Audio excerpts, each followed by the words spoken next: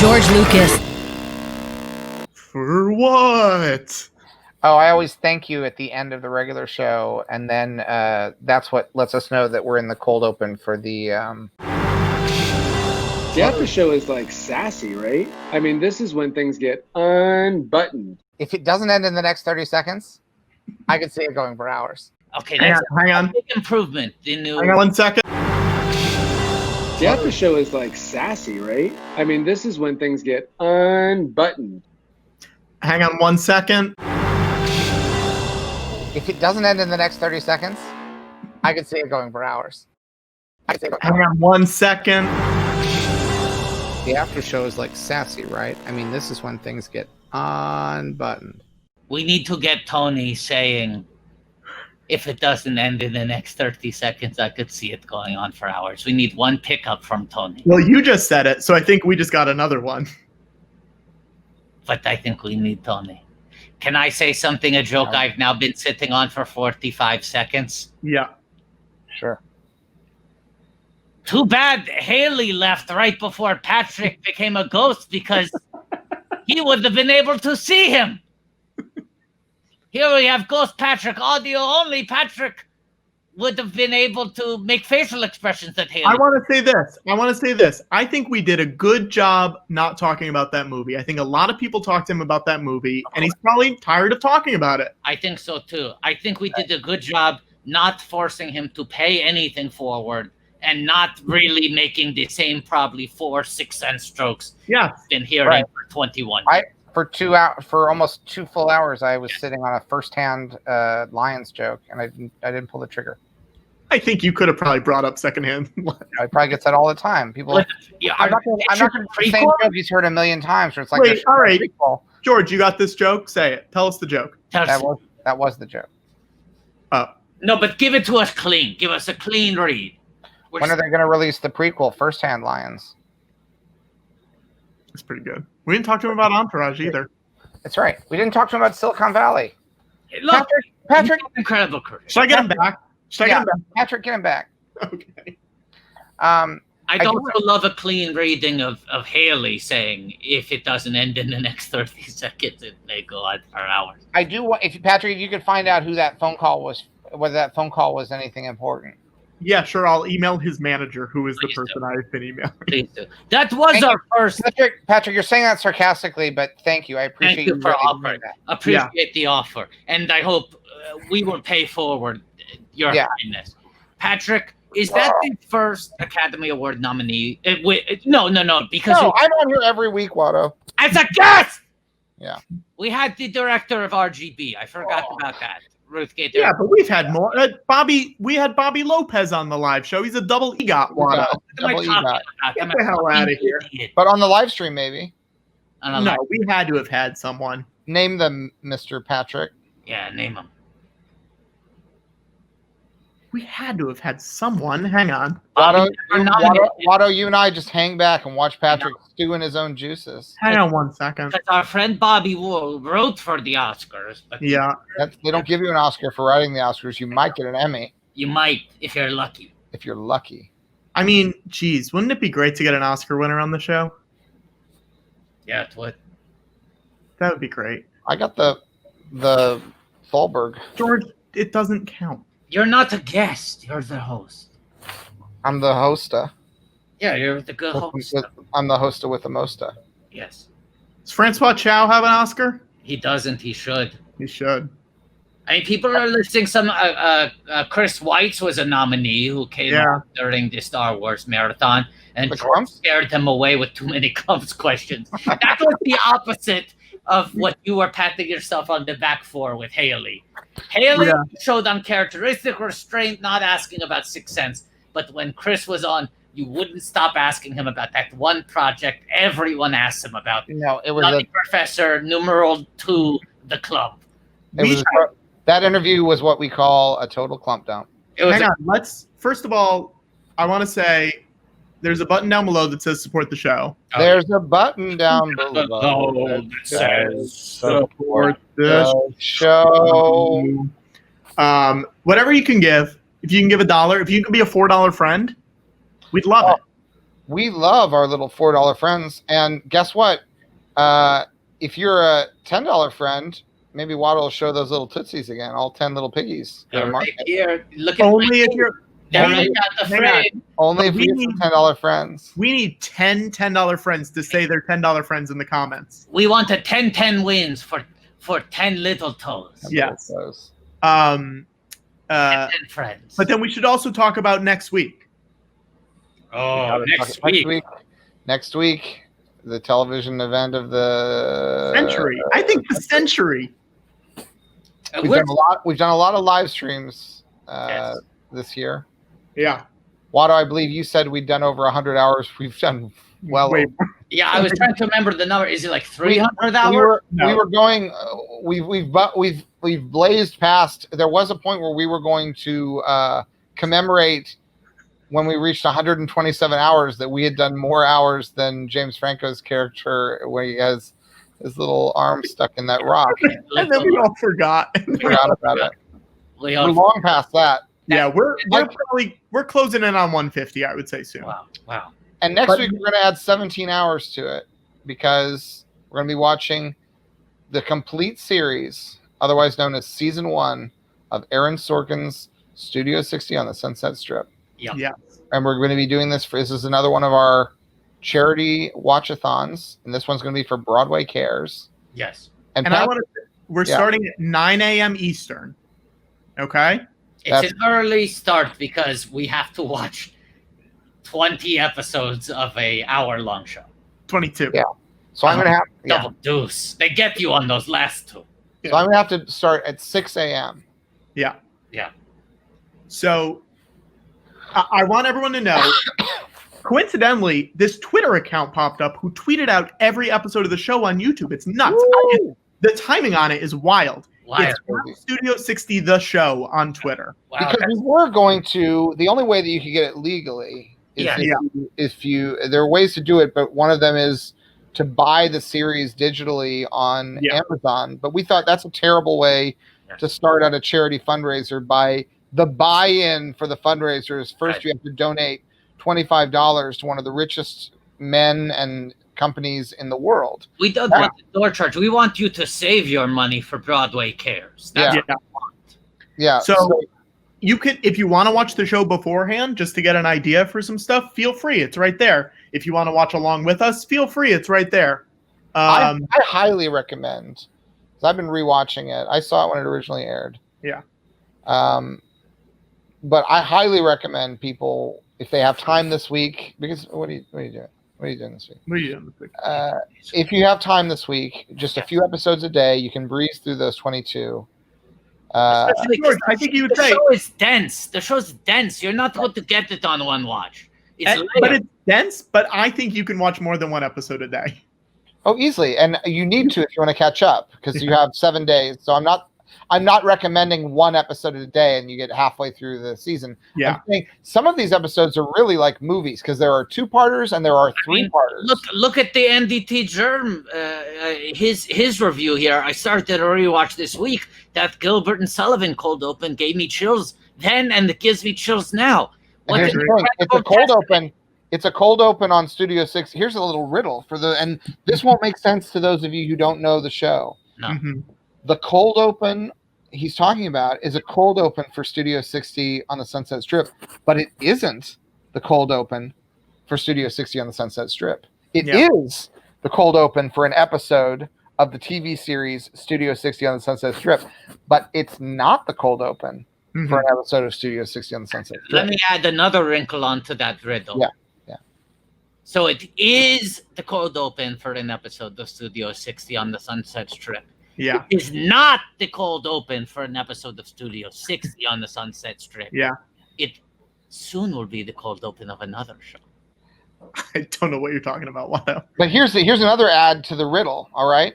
Which is there's one episode of Studio 60 on the Sunset Strip that is called the cold open. Yes. And then there's another episode of Studio 60 on the Sunset Strip that we don't know what it's called, but it's presumably not called the cold open. Yeah. And the cold open we're talking about is in the episode that's called the cold open, but it isn't the cold open in the episode that's not.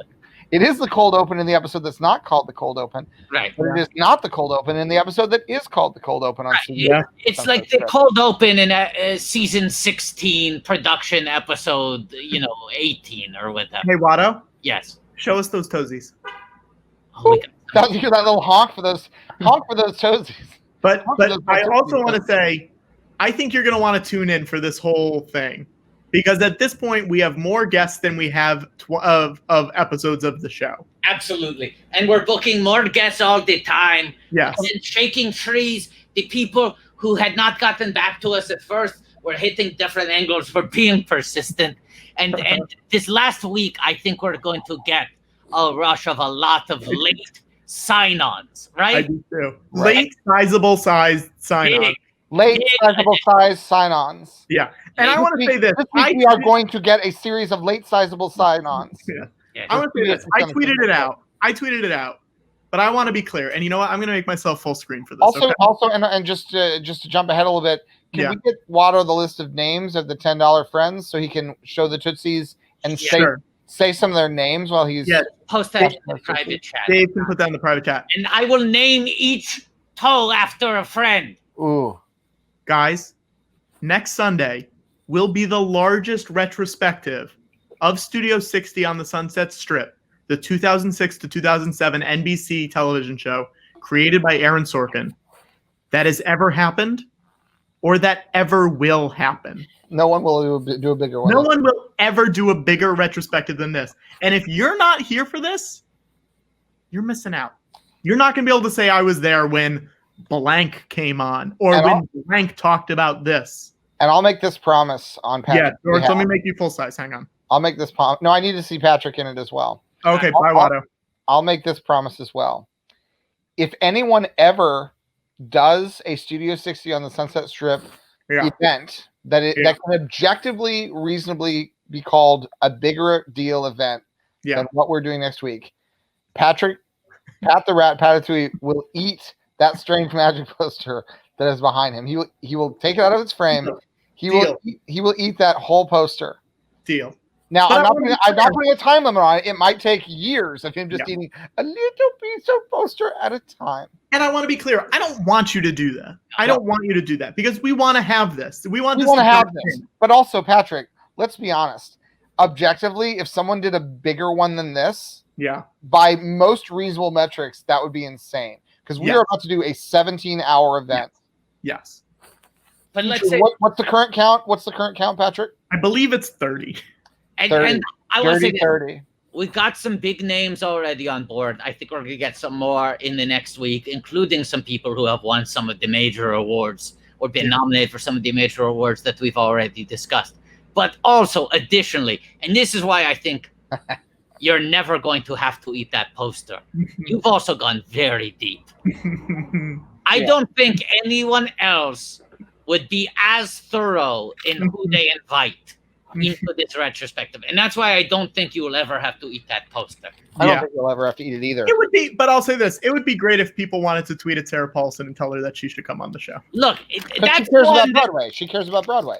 That's one she cares about Broadway, and it would be nice if people tweeted at Sarah Paulson. Is there anyone else we want to harass? Don't harass. Don't harass. Don't harass. Be nice. No, just say, like, do you know the George Lucas talk show has raised almost $100,000 for charity since May, and next week they're doing a charity retrospective for Studio 60, raising money for Broadway Cares. It would be nice if you joined. Say something very civil and informational. And don't say it all right now. Spread it out. Yeah, make it a thread, and each tweet in the thread is only one of those words. But is there anyone else we want to put that energy towards? I feel like a lot of other people we have angles on, we have leads on. A lot of them. I'll say this. I don't think we should. Okay. Because I don't think there's anyone else that I don't want to give any more spoilers away. Fine. It's Paulson. Put that energy on Paulson. And as Blue Note Viscera says, we will even let her plug Ratchet.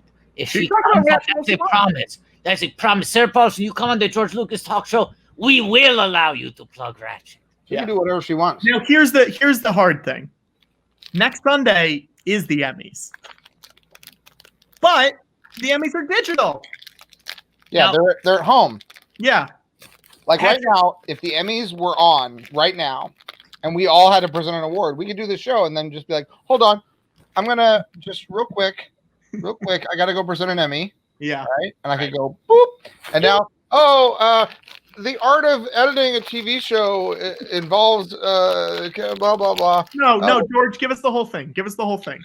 Editing. Let's pretend like we're watching on our big TVs. The art of... Okay, hold on. Let me get the exact thing that Oh my God, John Cryer won again?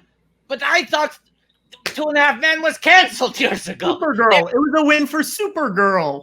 No, it says 2.5 Men. They're still giving it 2.5 Men Emmys. Thank you for that wonderful yes and one.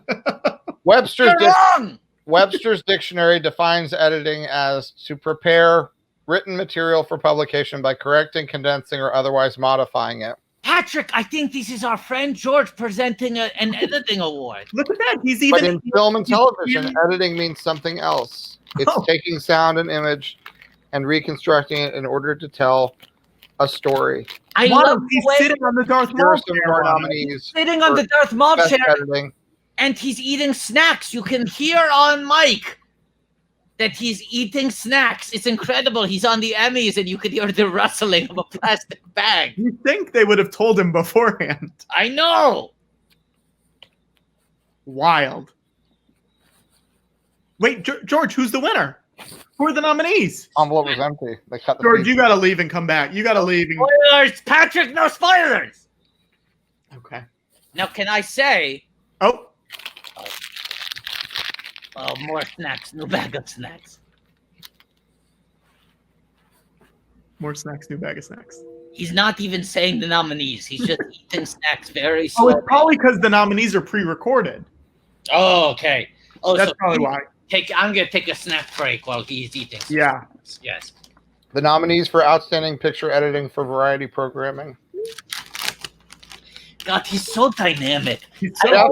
Jasper Wren. Oh, that's like Kylo Ren. Yeah. Editor for Dave Chappelle, Sticks and Stones, Netflix. I don't even... Okay. Okay. Brad Gilson, Chester G. Cantayo, John Alloway, Pieware, Brian Forbes for Dave Chappelle, the Kennedy Center Mark Twain Prize for American Humor. Chappelle got 2? Wow.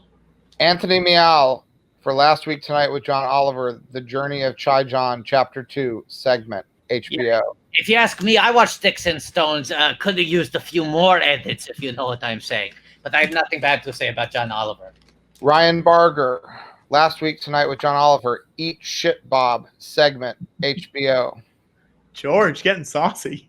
Wow. Mike Choi, Tom Favilla, Nikolai Johnson, Mark Paone, Aaron Shannon, Catherine Trasberg, Einar Westerland, Robert York for The Daily Show with Trevor Noah, Trump's coronavirus address, bloopers included, and Trevor's audience tribute song, Comedy Central.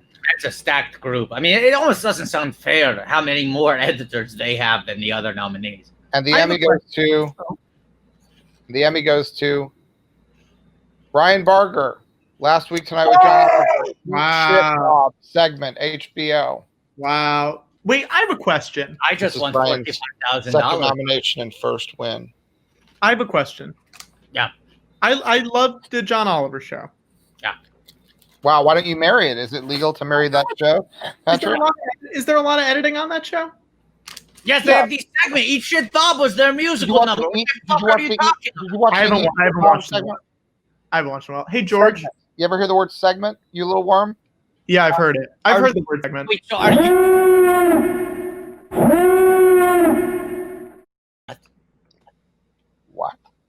What? What? Wait, can I make my joke very quickly before the guest comes in? Sure.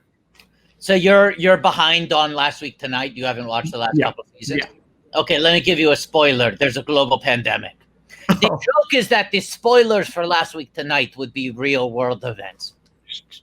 That's a good joke, Watto. Thank you. I like the construction of it. George, would you like me to introduce the guest, or would you like to? Yeah, I'd like you to introduce the guest, Patrick.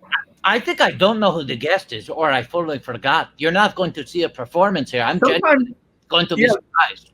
Sometimes we don't tell Watto who the guests are going to be when they come on. Also, sometimes you tell Watto, but Watto doesn't check his text, and then he goes, "Why didn't anyone tell me this?" It's true. Sometimes, and this is true, sometimes Watto will be on airplane mode for longer than any airplane has ever flown in the history of, like, airplane mode to beyond Amelia Earhart levels of airplane mode. Yeah. Yeah, it's almost like Watto hosts an overlong podcast. I'm not saying that is the reality. I'm saying it's almost... No, I understand. It's a simile. You were saying it's like that. It's like Watto was recording 3-hour podcast episodes and thus needed to keep a phone on airplane mode. Yeah. Sometimes it will be on for days and days, and then people will contact Watto through other means, and will realize that he was contactable the whole time, just not through those channels. Right. Because sometimes it's thrown off by George's resistance against the Apple iPhone so that they can't be transmitted through iMessages. So if there's a group text, none of them come through unless airplane mode is off and cellular data is on. And sometimes we text Watto a lot and we're like, are we bothering Watto? We want to leave Watto alone. We don't want him to get too overwhelmed. So maybe he's ignoring us, or maybe he's just on airplane mode and we can't really tell. Also, sometimes, because it could very easily be either one. It's sometimes even could be a blend. Could be a blend. Sometimes in Jurassic, sometimes it was CGI and sometimes it's practical, and you cut from shot to shot. Another thing that happens sometimes is Watto makes like a really funny like punch up or like, second beat onto a joke that someone else has made in the text, and then everyone goes, "What? What are you talking about?" And Watto screenshots his phone and goes, "I was responding to this text directly above me." And then everyone says, "We sent that 2 days ago. I don't know why you're just getting it now." The conversation has literally advanced 48 hours past the thing that you are currently commenting on. Yeah. Guys, we have a guest. This is one of the greatest guest intros. I hope they give away Emmy Awards for best guest intro, because this is the tape we're submitting. Guys, our guest is a wonderful stand-up and writer and podcast host, Watto. You were just talking about podcasts. You were just a second talking about podcast hosts. I wouldn't know. She wrote on The Opposition with Jordan Klepper. Great show. She wrote on The President Show. Great show. Boom. She wrote on Marvelous Mrs. Maisel. Boom. Mostly a good show. There's like one or two. There's a character in there that's like a little dicey sometimes, but it's fine. And then she's also hosting a podcast called Ruined with Hallie Kiefer, the great Hallie Kiefer.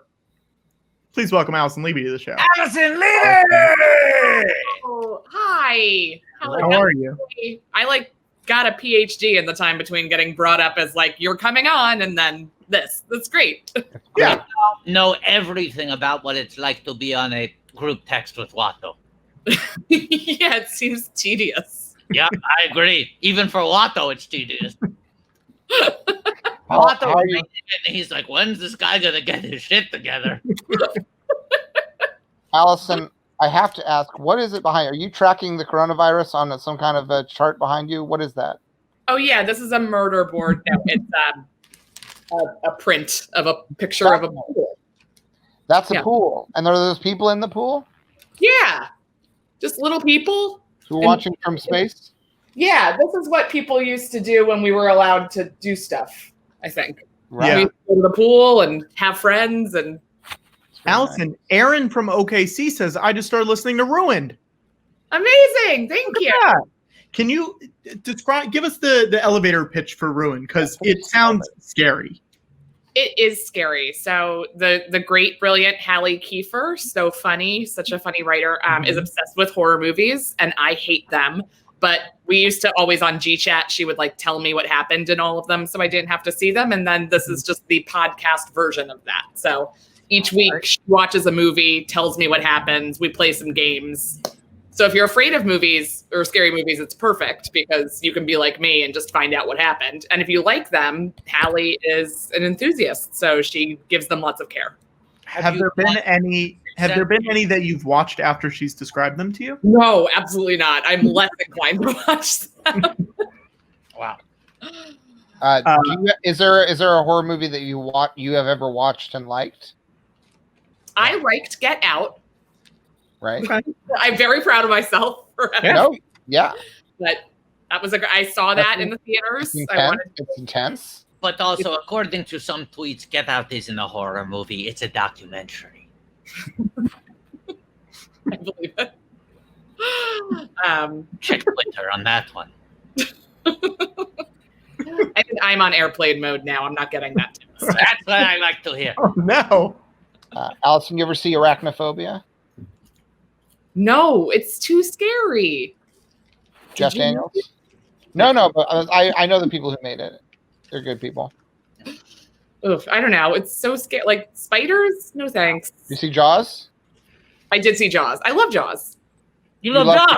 The character Jaws or the movie Jaws? Yeah, I rooted for the shark the whole time. But it's scary. That's a scary movie, though, right? That's scary.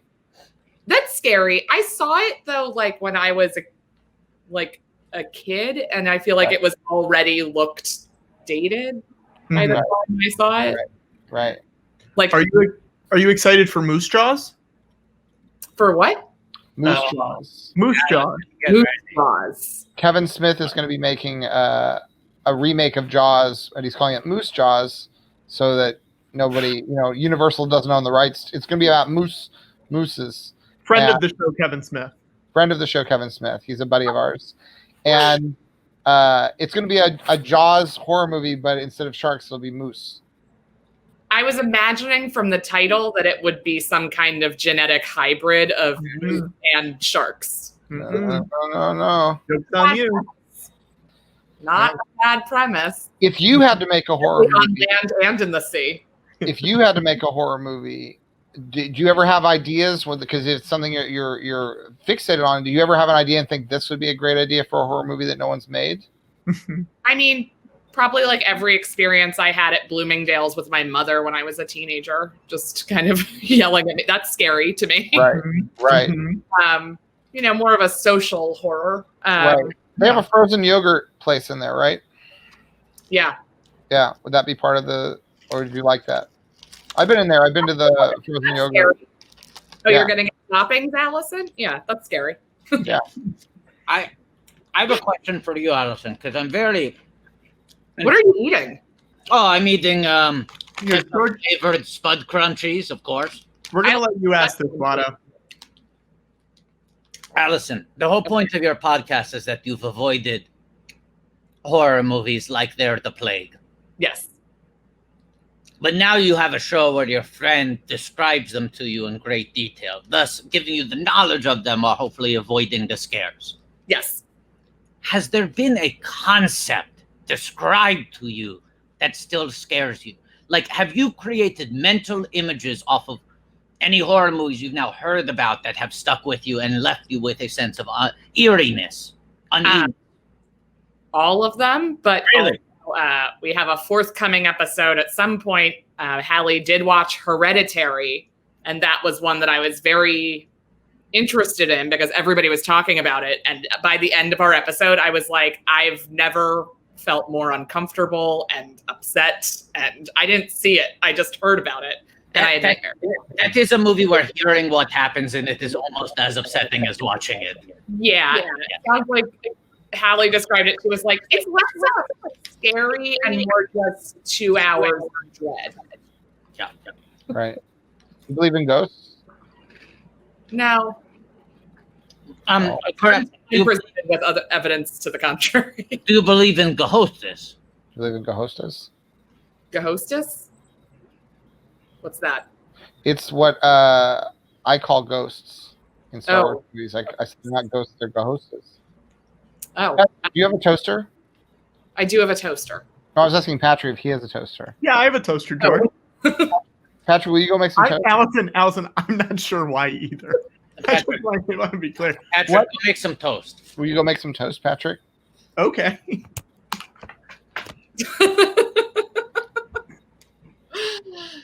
Do you guys believe in ghosts? I don't know. Sometimes. Could be. I don't have anything proving that they exist, but I also don't have anything disproving them, so that's a problem. Yes. We just had Haley Joel Osment on the show, and we've been patting ourselves on the back. We didn't talk about ghosts at all, and now that's all I want to talk about now. Hey, so it's like we were sitting on our ghost questions for 2 hours. Patrick, open up all those cupboards like in The Sixth Sense. Now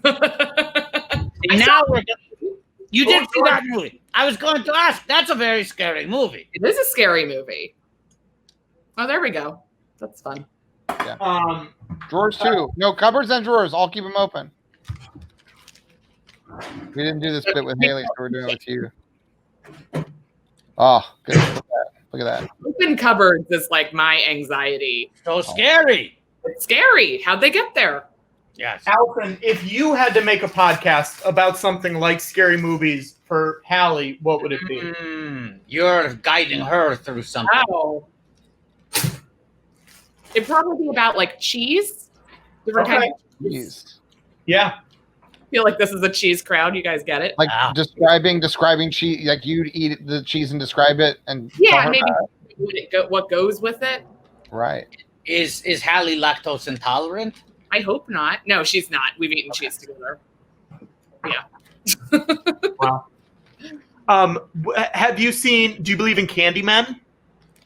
Okay, no, but we did do Candyman as one of our movies for one of our episodes that's already out, and it was terrifying. I remember seeing the box at Blockbuster and What's the movie called? What's the movie called? Candyman. I'm sorry, I'm having trouble with the sound. What's it called? Sorry, Candyman. Oh it's actually 5 times, not 3. So yeah, you're right. You're right. That's right. You have to say it into a mirror. Now, George and I have played this game. Yeah. Oh, really? George, do you want to describe this game? What's the game? The Candyman game. The Helens? The Helen game, yeah. I'm sorry, what game is it? It's the Helen game. The 5 Helens. But what did you call it before? Oh, the Candyman game. That's right! He really put a lot less energy into it this time. It turns out his version of the real Candyman was much more of just a gentle. Come on. Yeah, no. At the end of Candyman, when he has to say his ex's name 5 times. Yes. And they made that actor have to think of a reason to say the name Helen out loud 5 times in a row. Yes. To himself, just in a bathroom. And the actor Brandon Scott Jones invented this game called the 5 Helens Challenge. It's an acting exercise where you have to say Helen, Helen, Helen, Helen, Helen. And each of them has to feel different, but motivated, and also not realizing that he's like falling into the trap, you know? Oh, that's, of course, Brandon Scott Jones came up with that. That's so perfect. Yeah, I'm excited. I mean, I'm never going to see it, but I'm excited about the new one that's coming out. Looks great. Oh, wow. You know, honestly, the reason that I did that is because legitimately I just wanted to produce something. I've been so stir crazy. I was just like, this toast was produced by George Lucas. Yes. Directed by Patrick Kotnar. Yeah. I almost feel like it's the opposite, George. I feel like you directed it because you directed him to go make some toast, and he was very hands off. Though I was very hands off. Well, I was like, I want toast to be made. Yeah.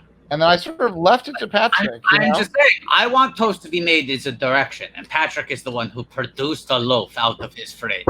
I was treating him a little bit like Richard Marquand. A little bit. I was doing a little bit of a Marquand. You might have ghost directed this one. You might have ghost directed. Hey, Allison. Yeah. You were a writer for Jordan Klepper and for The President Show. Correct. Were you a writer or were you a producer on either of them? Writer on both. Writer on both. Okay, so you worked on talk shows with hosts who could maybe be described as difficult sometimes. Yeah. They're in character. I mean, as the character, you know. What is that like? I don't know if you'd be able to relate to it. Yeah. You know, it's just like you're at the whims of this, you know, genius nightmare. Sure. You know? Sure. And,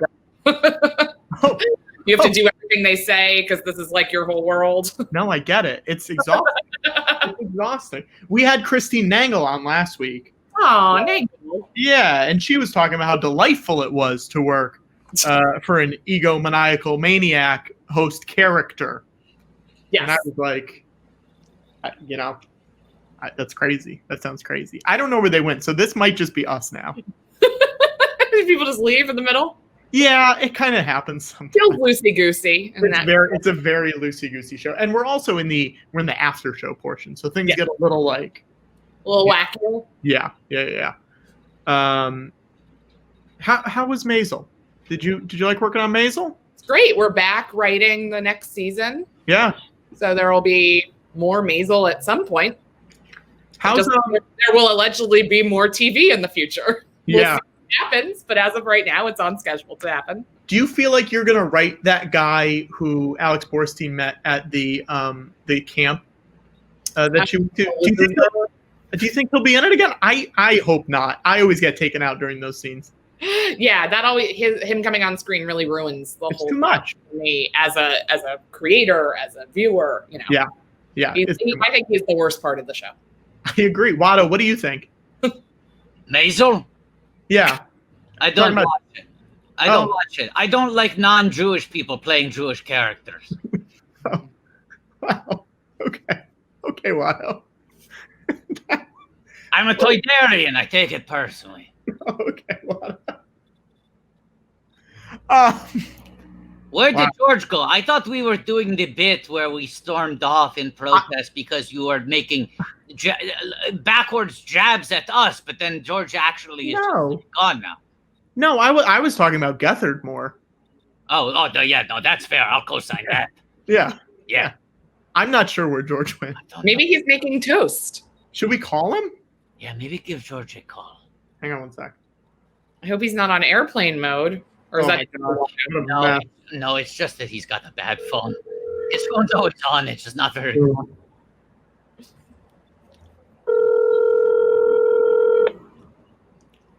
Last week, George's phone rang, and we learned his ringtone is the WAP song, Allison. Oh, that's a surprise. Seemed a little out of character. I don't know where George went. He's not picking up this phone. Fair enough.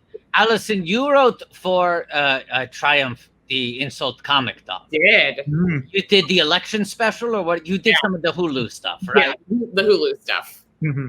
Now, people have been saying in the comments that I remind them of Triumph, and I try to make it very clear that I've been at this a long time. The records are there. Phantom Menace was in pre-production in the mid-90s. You know. Sure. But you do have you guys could do voiceover for each other. You have very similar voices. We used to go up for the same parts, but that's not, it's we're parallel, it's like parallel thinking in terms of George and I don't know, Robert Smigel. Yes. But what was it like writing for Triumph? Because oh boy, here he comes. Oh no. Hello, George. Hello. Where were you, George? Where were you? What do you mean? Where were you? You know what we mean. Where were you? George, what do you have in your hand? Nothing. George. No, George. Wait a second. It's like better toast. It does look like better toast. Way better toast. Glad you're right. Wait a second. It feels like this might be the appropriate time to introduce a new segment. Oh, yeah? And we know it's a new segment because of this sound. Give me a second while I try to set this up on camera. Oh, no. And the segment, of course, is called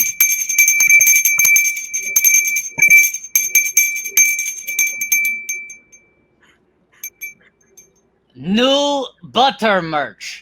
Oh, no.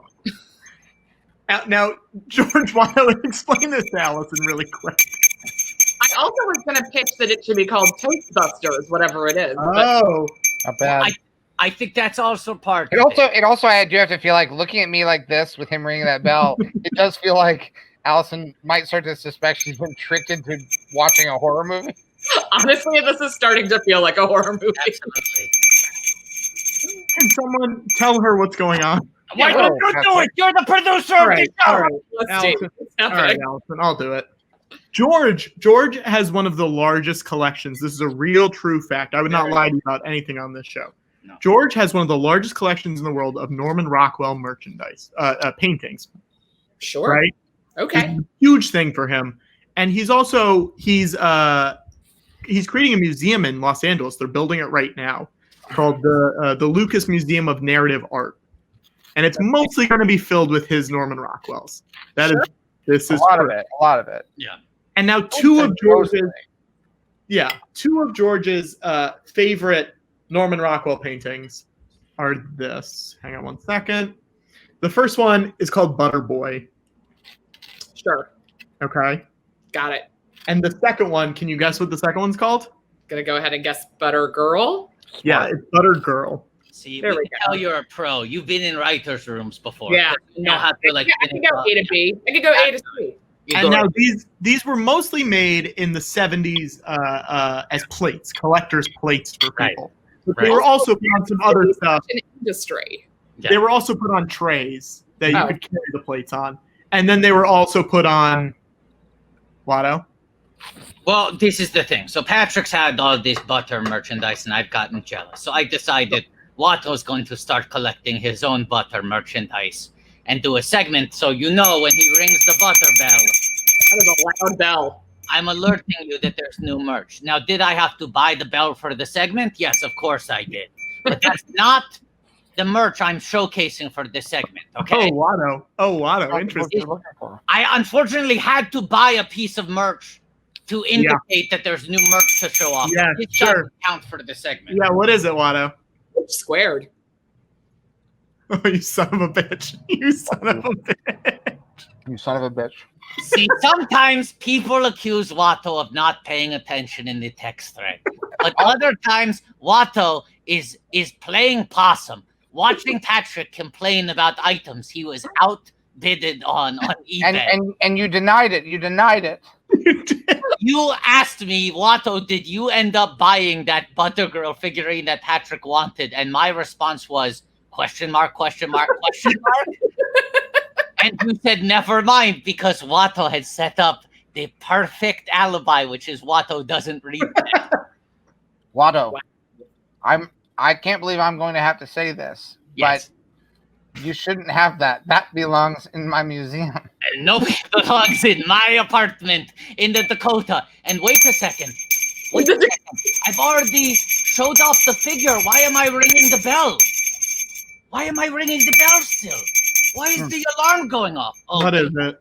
because that wasn't the base of the figure. That was its own copper plate. Ugh.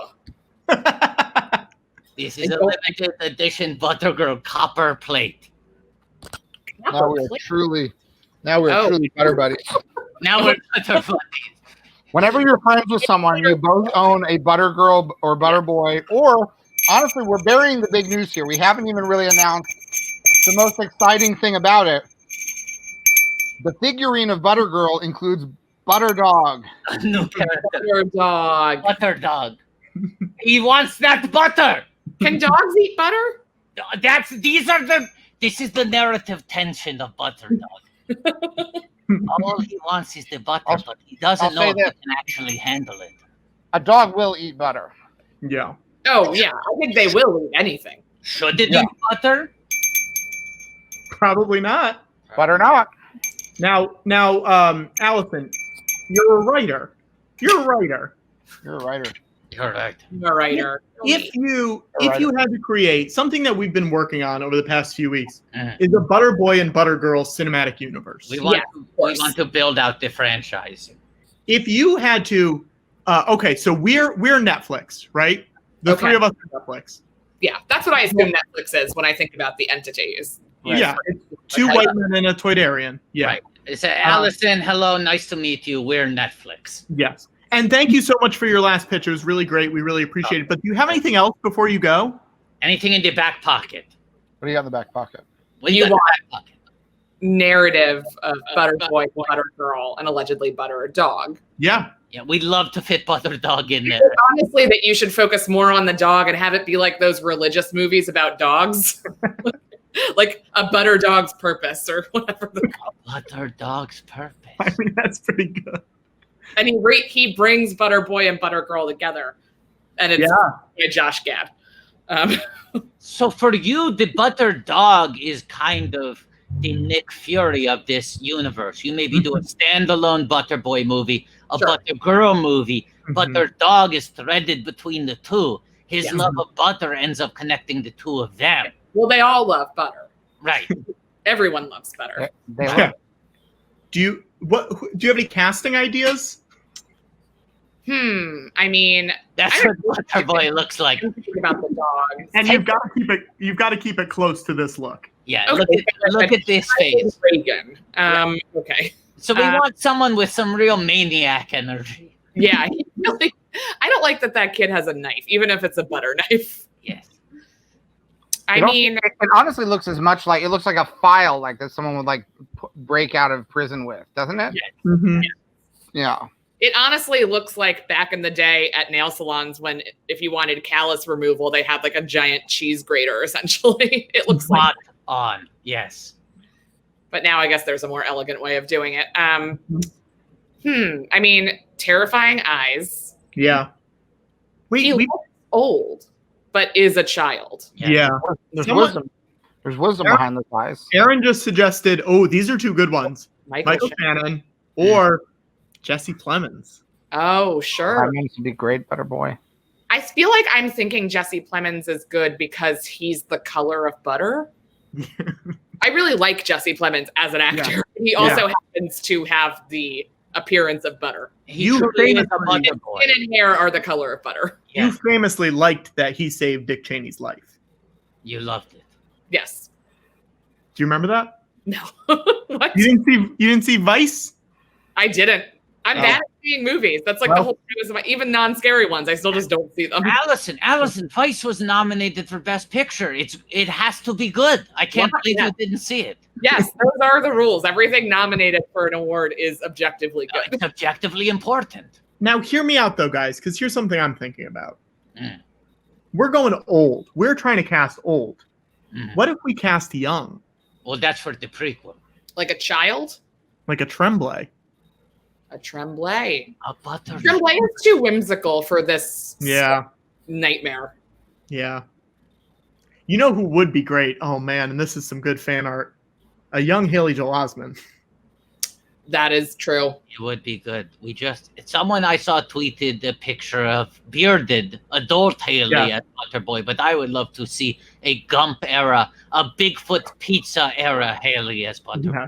I think Haley would be excellent for telling the story of Butter Boy's entire life. Yes. Yeah. Absolutely.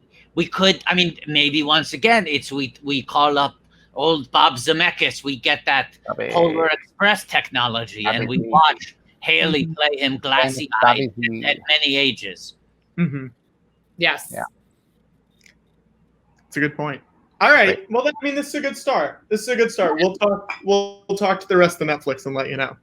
Yes. Yeah. But we buy everything. We buy everything, so probably buy everything. Yeah. We don't care if it's high quality. We just dump it. We buy everything and then we cancel everything as fast as we can. Yes. So everything. Every show is now 2 to 3 seasons long. Right. Yeah. We tell our content creators that shows stop being valuable after 30 episodes, even though all of our most watched shows are 10 seasons that we acquired from broadcast television. Sometimes evidence isn't useful, it's the kind of data that only tells you the wrong thing. The algorithm. You can't fight with the algorithm. Yeah, this guy, have you met him? Albert Garitham. This guy, he thinks he knows everything. This guy works at Netflix, Albert Garitham. Albert Garitham! And this guy's like, no, I know what people want. I'm like, you keep saying that, Al, but eventually you're going to be wrong. Yes. You're overconfident. Albert! Algorithm!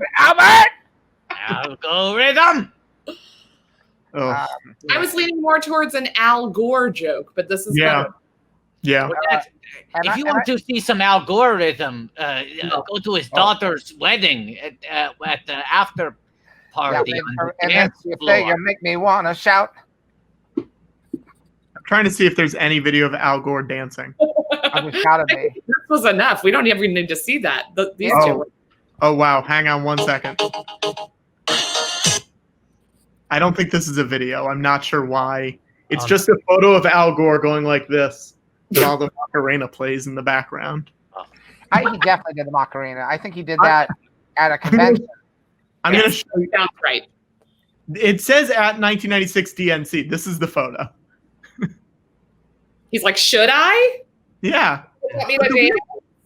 But this That looks photo is not from the photos from like 2003, 2004. I don't know. That looks like it was a failed screen test for like a character that got written out of Gold Member. Yes. We have too many villains. Yeah. Patrick, Oh, yeah. I just sent you something. I Sure. just sent you something that I found by Googling algorithm. I also found something. Hang on one second. Maybe we found the same thing. Is yours a C-SPAN link? Nope. Polls that this speech be delivered tomorrow. I hope we night. can show this. But President Clinton asked me to speak tonight. Remember how close this guy was to being president? The reason why. Or maybe California wouldn't be on fire if he was. Yeah. Look at them all. We're all so happy. We're all having fun. That's Sacha Baron Cohen. I was about to say. It's a great deadpan. Yeah, remember when everyone was like, "Don't vote for him. He's boring."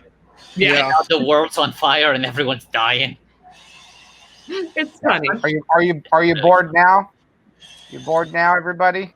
Yeah. But it's not easy to do impressions of him. Hang on. Here we go. The Al Gore version of the Macarena.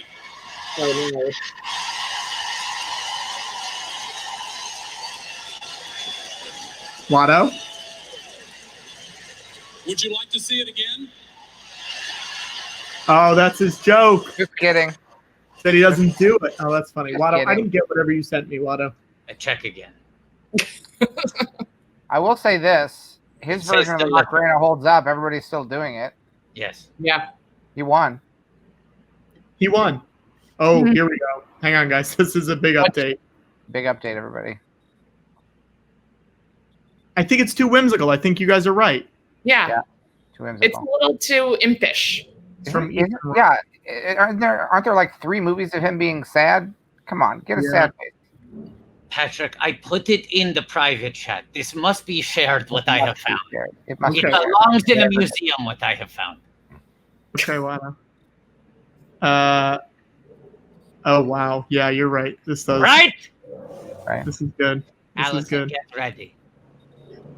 It's just a little bit of algorithm. A little dance. A little dance. A little- 1, 2. The old 1, 2. The old. And 3, just 4. leaving. Oh, wait. Someone just suggested a good one. That's a good one. Hang on. For Butterboy, let me pull up a photo.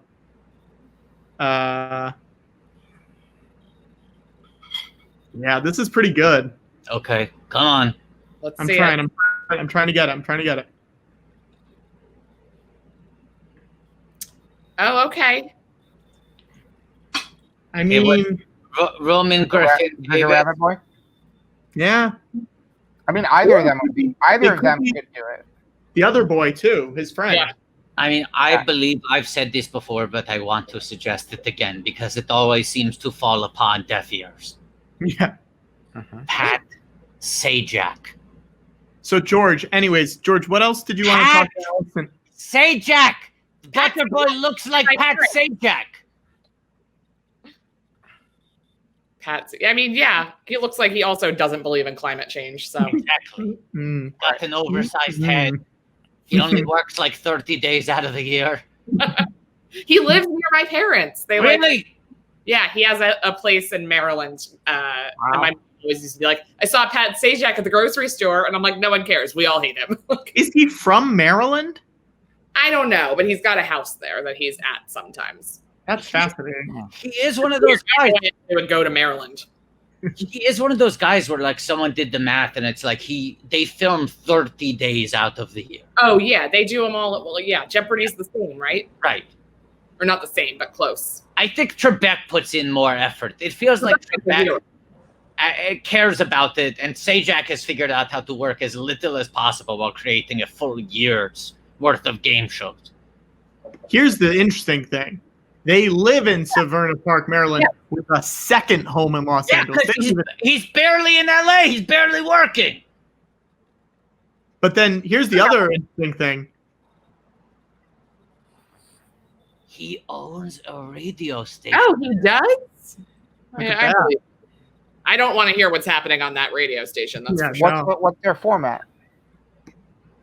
I mean, Yeah, click on W now. Probably the best reporter. Academy. Best reporter, Finn Nielsen. Finn Nielsen's good. Look at him. Wow. Yeah, I don't know. I'm not sure. Did you ever listen to FNAF? Allison. To To WNAV. Oh, no, I have not listened to WNAV. Yeah. I think it's WNAV. I think it's WNAV. Yeah, you're right. WNV radio. Hold on. Allison, do you have any relationship to Star Wars? So It's okay if you don't. It's okay if you don't. I've never seen a single Star Wars movie. That's okay. Watto, you should explain who you are to her, Watto. Yes. I did some research. I'll say, okay. I don't think I could explain myself any better than the back of this Taco Bell promotional cup. So let me just read to you what the cup says, okay? Watto is a junk dealer who lives on the remote desert planet of Tatooine. Watto loves haggling and betting on pod races more than anything. Betting on a pod race is how he won his 2 slaves, Anakin and Shmi Skywalker, from Gardula the Hutt.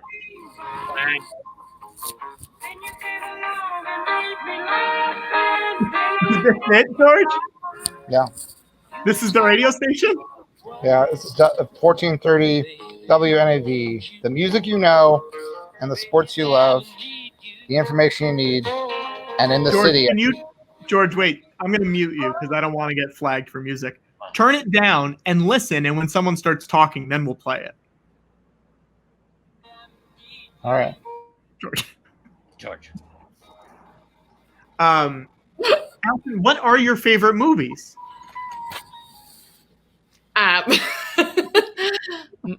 Perfect.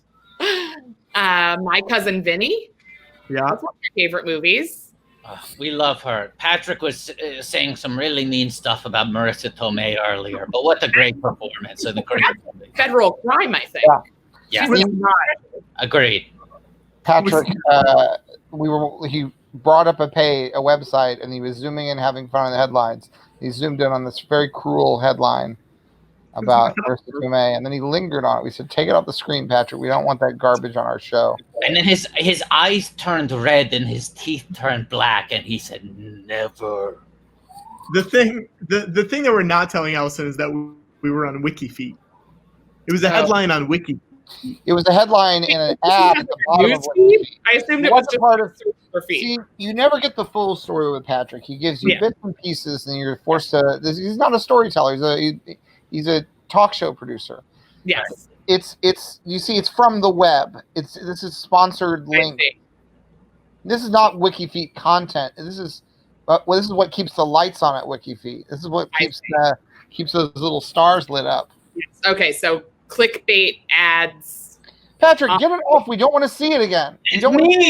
We don't like it. Patrick. As Allison said, being mean to Marissa Tomei, it's a federal crime. Yes. I didn't say it. I just wanted to give some context to Allison because I feel like this show has been severely lacking in context for her, and has no idea what's happening. Wow. You know who likes to give context all the time? Yeah. Mansplainers. Yeah. There you go. That's actually, I'm just giving you context. You're mansplaining. That's what a mansplainer is. I trust Allison to get it. She knows what's going on. Thank you.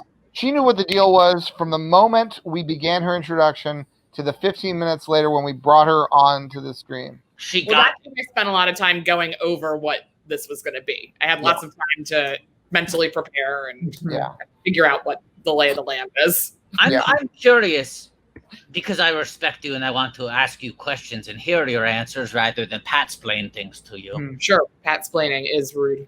Yeah, I'm curious right. what your other favorite movies are. Since we know you dislike horror movies so much, we now have Vinny. I want to triangulate what you like and dislike based on your other favorites. Well, you know, maybe you guys have a similar like conundrum, but I find the movies that I've seen the most and the movies I like the most don't align.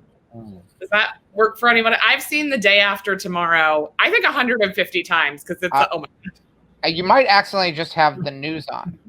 Yeah. If you think you watched the movie a lot this year, you might have accidentally just turned on a 24-hour news channel. You know, I thought it was on TBS, but I was looking at CNN. Might have been the Weather Channel. Might have been the Weather Channel live feed. Yes, the Weather Channel. Yes. Yeah. Jake Yeah. Yeah. but there's like movies that come on TV that I like only half care about, but I'm like, I'll watch this. Why not? But I don't choose to watch my favorite movies very often. Hey, Allison, here's a Disney Plus joke for you. All right, I have Disney Plus. Like one. It's topical. Okay. In 2020, Turner and Hooch is watching CNN while getting wasted. What, George? Turner and Hooch. CNN's a Turner broadcasting network, and Hooch is a form of alcoholic beverage. Low quality, so you get drunk quicker. The way you said it was like in 2020, Turner and Hooch is what like the character, the dog and the man. No, it's hold on. George. And now in the city of 99.9 FM. Wow. Okay, I'm muting you. We I can't got to say, that is such a George Lucas radio station. It sounds like some American graffiti shit right there. George, we're muting you because we can't play music. It's a rights issue, George. I'm playing music. No, you're not. Oh my God, George. Wait, what were we talking about right before that? Allison's favorite movies. Sometimes she doesn't watch all of her favorite ones. Oh, Turner and Hooch, yes. I've seen some movies a ton. I've seen National Treasure a lot. You know, that's not one of my favorite movies, but I've logged the hours with it. Yes. I remember what I was going to ask you, Allison. Oh, okay. Because we try not to shy away from the big issues here on this show. Try to look the big ills of our society straight in the eye and question them. I can tell. Yeah. As someone who's seen it many times, and Watto is in the same boat as you, what's the fucking deal with that wolf thing in Day After Tomorrow? How there's just like 15 minutes that they're all about them trying to beat a wolf? I don't know, but I want to be prepared for it at this point because it feels like it's going to happen on Earth. But it's just fucking wild. Like I every time I watch that movie, and I watch it a fair amount. Yeah, it's on TV. Right, I always go like, there's like a whole 15-minute set piece that's them fighting a wolf.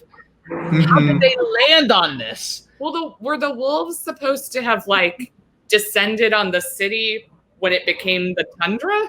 Right, that's the idea. Off the land, kind of like, where did they come from? Right, now everything has become the tundra, so the wolves have just run very quickly all the way to Midtown Manhattan. Yeah, but this is where we're going to stop and chill. I honestly think they were like, we have a movie that's based around an enemy that we cannot defeat. Global warming. Let's just have 15 minutes where they can beat something. It is possible for a human Give them a win. to punch a wolf. Yes. Allison, if you were to write a disaster type movie, what would your disaster be? My disaster. I mean, it's like so hard because like real life has taken so many of the good ideas. So you got to go bigger. Bigger. I mean, like, I always like an asteroid, you know? Those are good. Armageddon or Deep Impact, which is your That's big.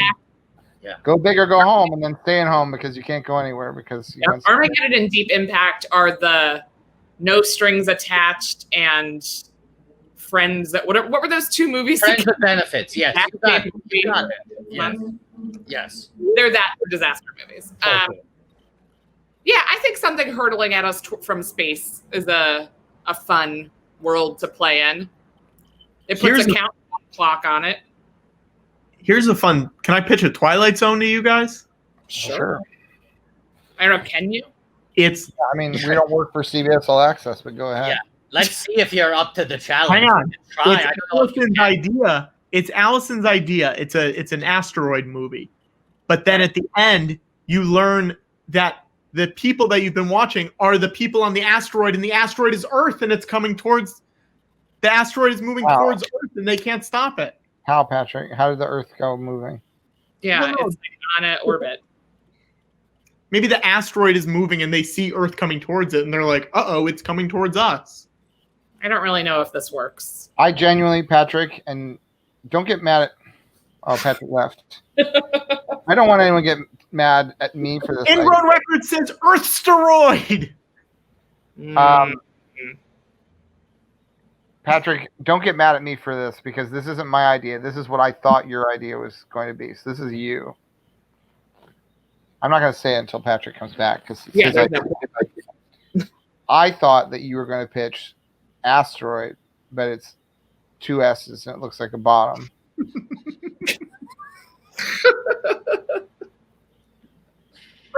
Asteroid. And then I thought like it could be like boobsteroid and it's 2 bosoms. Yeah. The asteroid. If you're going to be vulgar, it'd be titsteroid. It looks like an asteroid that you know, except it's got a real deep crack. Right. And it poops. And it poops. And it, Yeah. Well, you know what? You guys, you're right. That's the better pitch. yeah, No, this is your pitch, Patrick.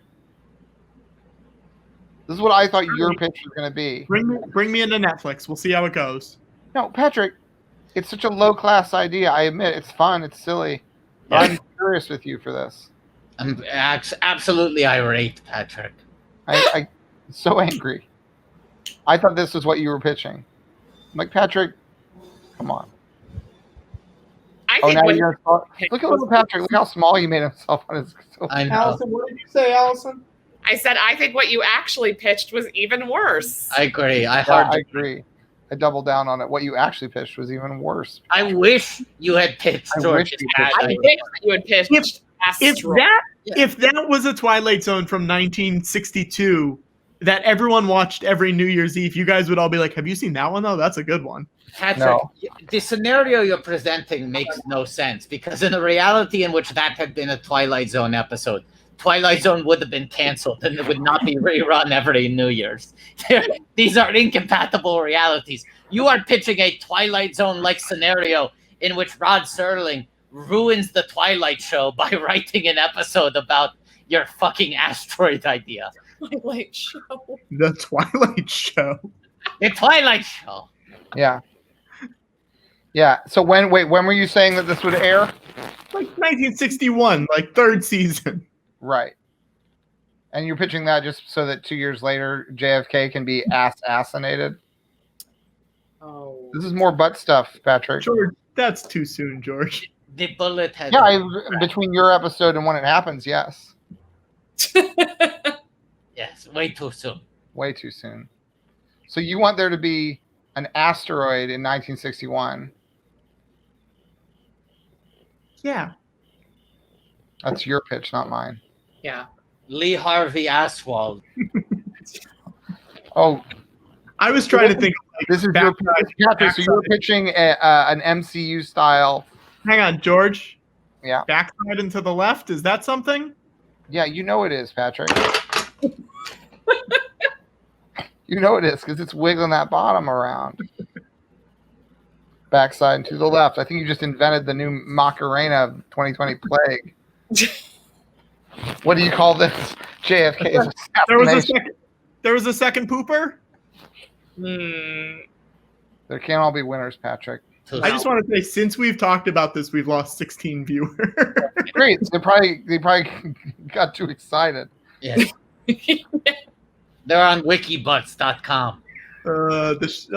Ethan Runt says the shot came from the Tush Depository. Wait, it should be from the book suppository. Yeah, that's true. Yeah, the book suppository. That's a good rewrite, Patrick. Good job. You finally got one. I like that tonight Patrick Cotnar invented the JFK. What do you call this? What is the name for a JFK assassination that's themed around butts, combined with a disaster? A meteor is headed towards Earth in Dallas in 1963. This is the porn parody. This has got to be the porn. No one's made love in this. Well, yet. Patrick, that's not what this is. Patrick, that's not what this is. So far, there's been dancing. Yeah, it's gentle entertainment. There's been dancing and one medical themed issue. I got another punch up. What about the lone tutor conspiracy? Yeah, that's juvenile. That's not sexual. That there was only one person. Oh, the assy Knoll's good. There was a lone tutor on the assy Knoll. Wow. What did umbrella mean in that song? Like the Rihanna song, George? Yeah, what did it mean? Did umbrella mean something? You think she's talking about the Umbrella Man, the famous point of the conspiracy theory? What was she singing about in that song? Isn't she singing about like emotional support or something? I'm going to Google it, but I'm going to lose my place. I think it's Rihanna. Right. Oh, I feel like the umbrella. AJ is bringing up a good point. It happened on November 22nd, 2 number 2s. Because November 11, if you add the 2 1s together, it's a number 2. So there's almost 3 poops. 3 2s. 3 2s. 32. Yeah. Wow. George, are you listening to Umbrella? No, I'm just going to look up. What is this song Umbrella about? Allison, can you but can you tease out for people some of the movies we have coming up on the Ruin podcast? I know you said some of the ones you've covered. Yeah. What do we have in the hopper? You're now in the city of 99.9 FM. Oh, sorry, went back to music. Yeah, we're good. It says the Pooter film. It should be the Pooper film. But go ahead, Allison. Let's hear. I believe Hereditary. Mm-hmm. Do a spooky month of classics for October. So like Rosemary's Baby, Texas Chainsaw Massacre. We did Us because I saw Get Out, but I didn't see Us. Mm-hmm.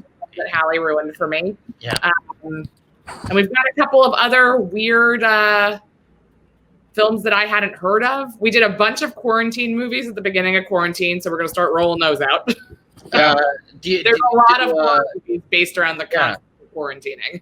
10 Cloverfield Lane. Have you had that ruined for you yet? No, but we should add that to the list. And someone requested that Hallie watch Human Centipede, so she might be doing that. Did you do It Comes at Night? No, not yet. Is that a good Quarantine one? Yeah, it's a quarantine movie. It had a really good PA worked on it.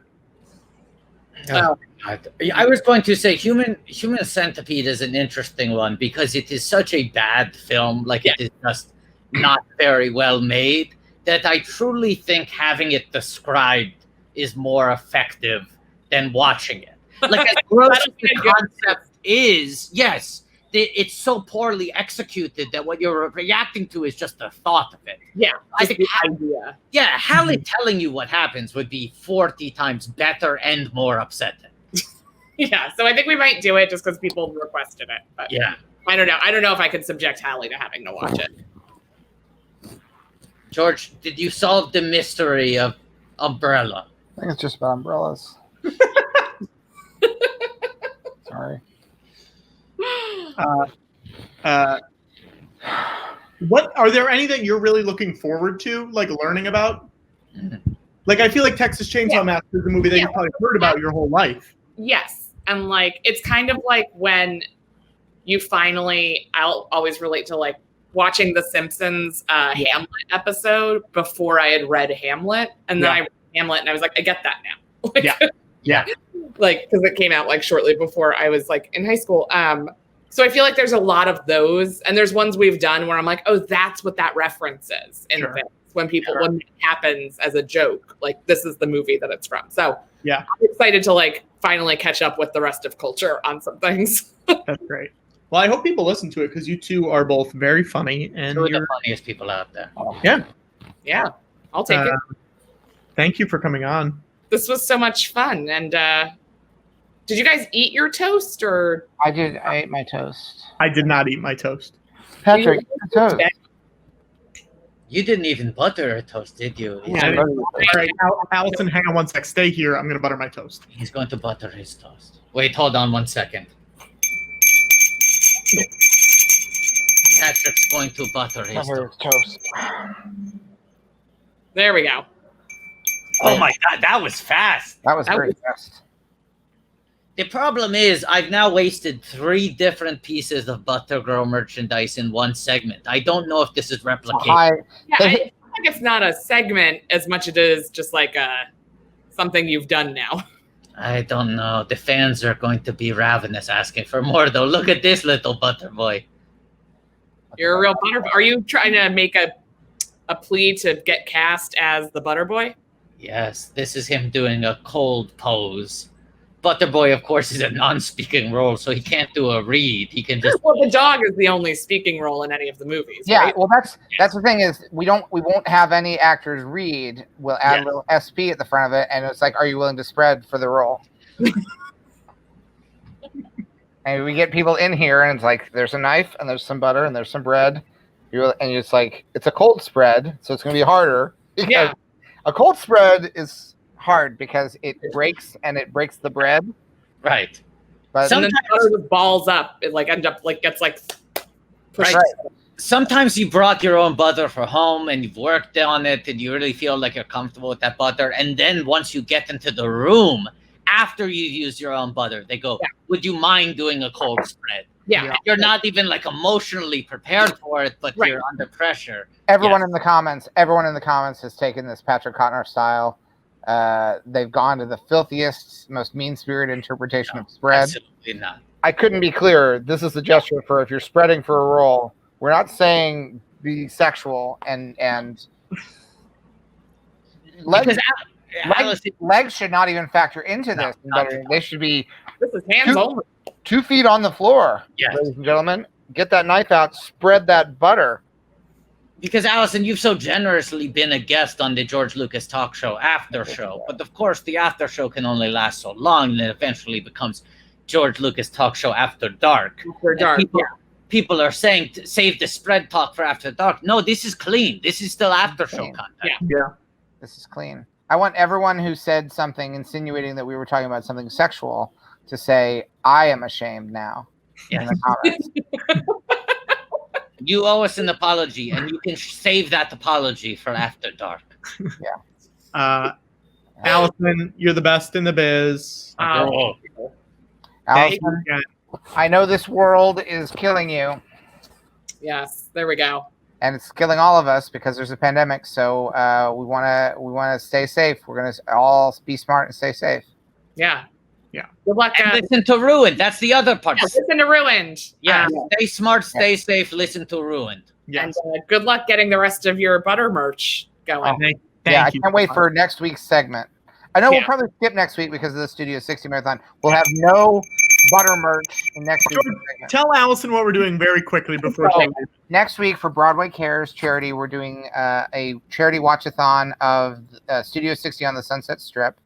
Great. We're starting at 9 a.m. Eastern Time. We're going for 17 hours. We're going to have upwards, probably more than 30 guests. Could be as many as 50 guests. From the show. How many episodes are there? 22 45-minute episodes. Have you seen the show before, Allison? I only tiny snippets as Well,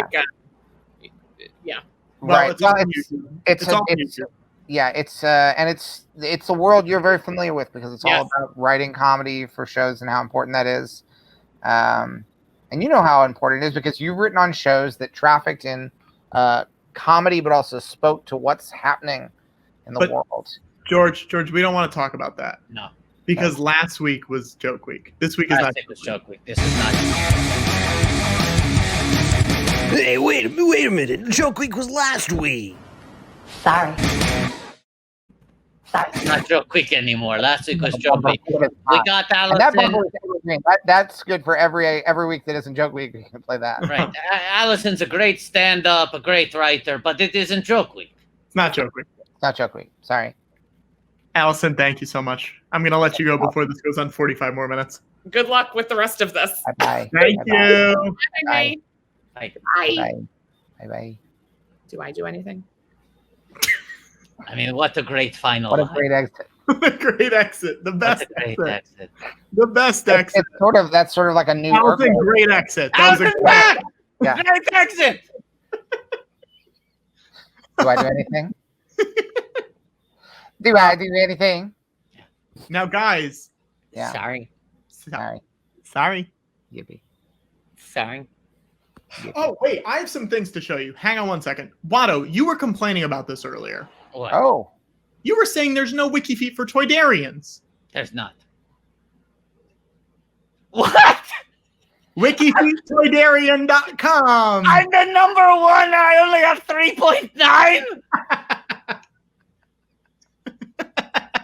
This is remote. I need to upload more photos. WikiFeetToydarian.com, made by the great. Let me get the name right. Hang on one second. Show me a Toydarian with better feet, you At motherfucker. Greyesbro, DREYESBO. Wow. Greyesbro. What's the website? What's the URL again? WikiFeetToydarian.com. Wow. Oh wait, and George, we should also bring this up. Right. We were just talking about it, but we have a marathon coming next week. Yes. And right now, if you go to studio60.me, you can see that there are 6 days, 9 hours, 41 minutes, and 43 seconds until the Studio 60 Watchathon. Wow. Time flies like an arrow. Fruit flies like a banana. The great Mike Stubna made us this, and this is counting down until 9 a.m. next Sunday. Wow. So it'll be.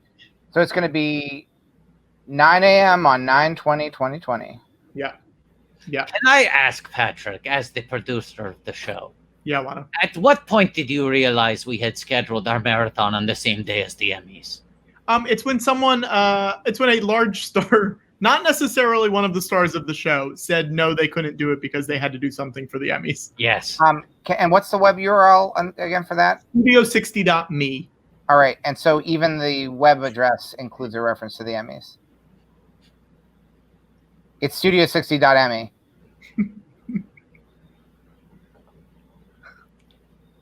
Patrick, it was right in front of you the whole time. Right there the whole time.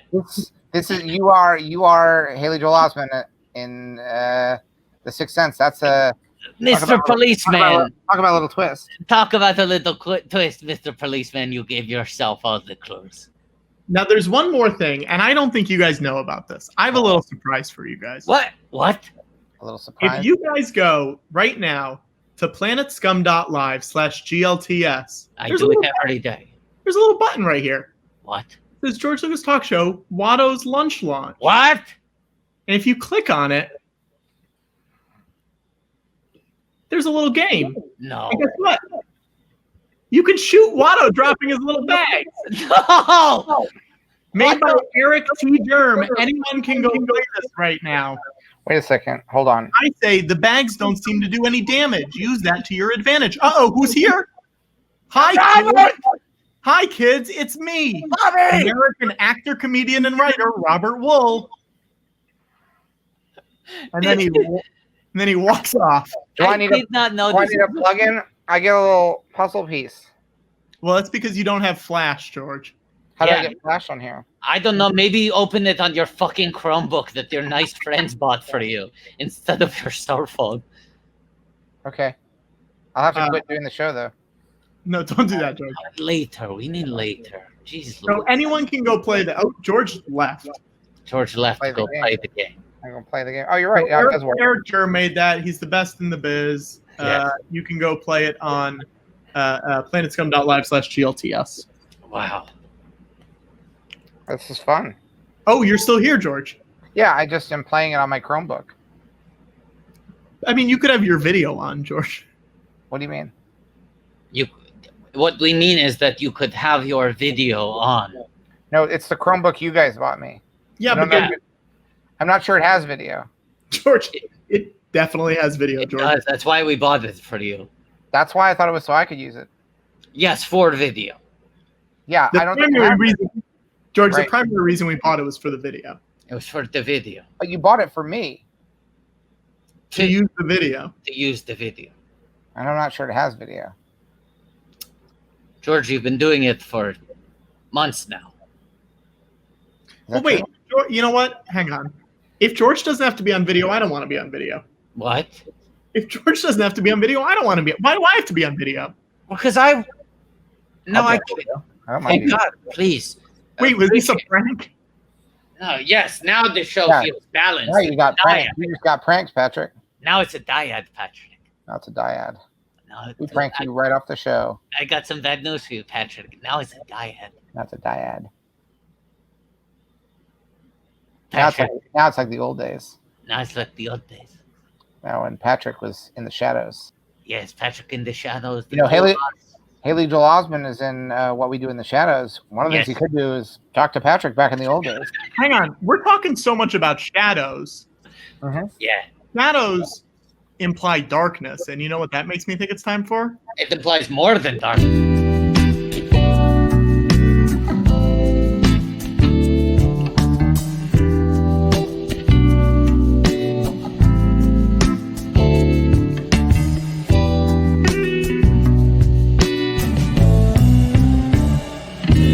We're late at night now. We can have adult conversations.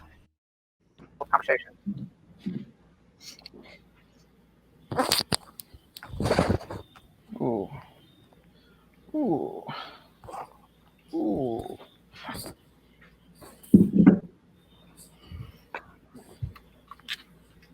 Digital magic. Hey,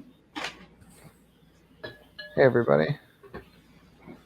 I hope everybody is ashamed of themselves for the sexual jokes they made before we started the After Dark segment of the show. If you feel real shame, sound off in the comments.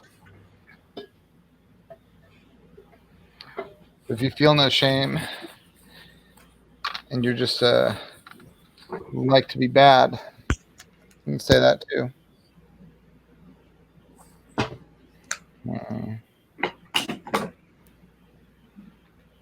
How's everyone? Wolfman Watto here, baby. Oh!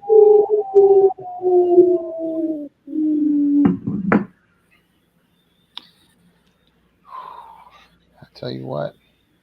What? I think this might be the earliest we've ever gotten to the After Dark segment. Yeah, I'll tell you what. Go ahead. Chicken butt. I'll tell you where. In your underwear.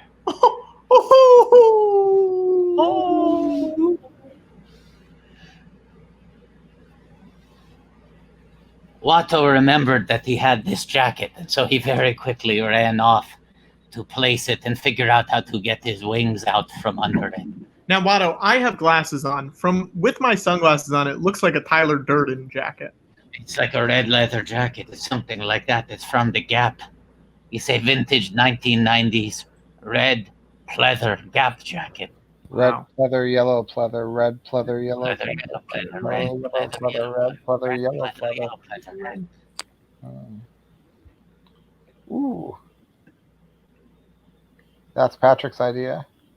Now, can I say it, or does someone else want to say it? You say it. I think we all know what I'm going to say, though, right? Yeah, like you say. I 100% do. Hold on. Write it down on a piece of paper. Hang on, I will also write it down. I will put it on my phone. I'll put it on my phone. I'll say this as wind up while they write this. Bring the Noise has been one of our best and most loyal fans. She's always quick on the draw, literally, with the fan art. Both the things that people request and ideas that we never even would have thought of. She's consistently delivering great stuff for us. Have you guys finished writing? Yes, I am done writing. All of that having been said. Okay, well, George, hold it up to the camera so we know that you're not typing. I don't want to reveal it. I don't want to reveal it. Yeah, but show it so we can't see it. I'm worried that it'll change the... Okay, here we go. Can we get the graphic back up? Hold on. Every time I move it, it changes the formatting, and then hold on. Tell me when you're ready, George. The more wind up, the better.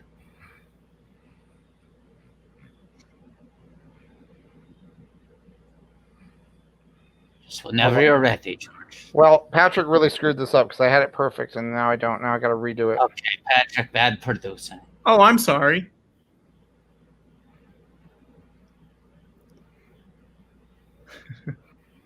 We love Abigail Noy. She's done a great job. She does incredible fan art every week. George, how's it going? I'm gonna have to redo it because Patrick ruined it. Patrick!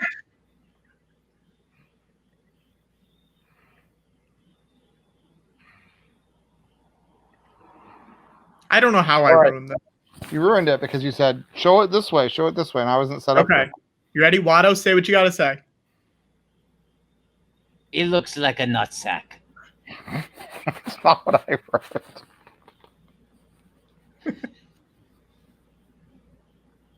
What did you write, Patrick? Hang on, I'll show you. It just looks like a shiny light. You wrote those are balls, berry, zuckercorn? Yeah. Yeah. I just wrote the word poop. Okay, now we need to ask some follow-up questions. George, is that what you had written the first time as well? Yeah. Watto, the first time it was not oriented right. This is the first one, QC. Sure, yeah. Watto, I have a follow-up question. Yes. George? Yeah. Is this what your poop looks like? No, it doesn't look like the world. What I was saying is I thought it was going to be... George, we're not asking if it looks like the world.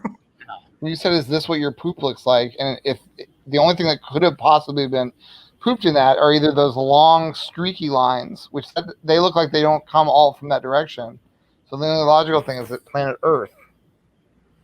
What about the asteroid, George? I'm so That's confused. where the poop would come out of. Do you know where the asteroid, presumably there's a digestive tract that would come out through the... I shouldn't have to explain this to you guys. This is why this joke works for all ages.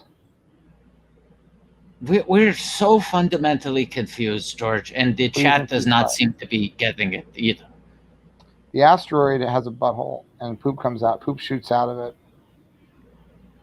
Poop shoots out the poop chute?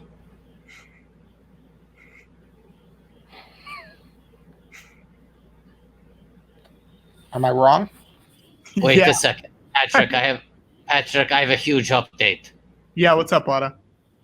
Wait a second. Let me make sure I got this. Patrick, it seems like the photo that you shared was unfinished. Oh, wow. It was unfinished or the low resolution. Somehow the proper image did not get across. Check your text, Patrick. There's a very important update that is going to clarify. Watto, I'm not sure what's going on, but I'm not getting... Oh, I got it on my phone, but not on my computer. Yeah, maybe you should turn your phone off. Oh, this is a very important update. I'm just going to have to show my phone. Yep. Now you understand? George was right. We were looking at the thing the wrong way. George was right. It was... Right. And when you're talking about a problem that you're having getting these messages, that's what we call a Patrick problem. Yeah. Otherwise known as... PP. That's right. And what do you call it when a Patrick problem does not concern you?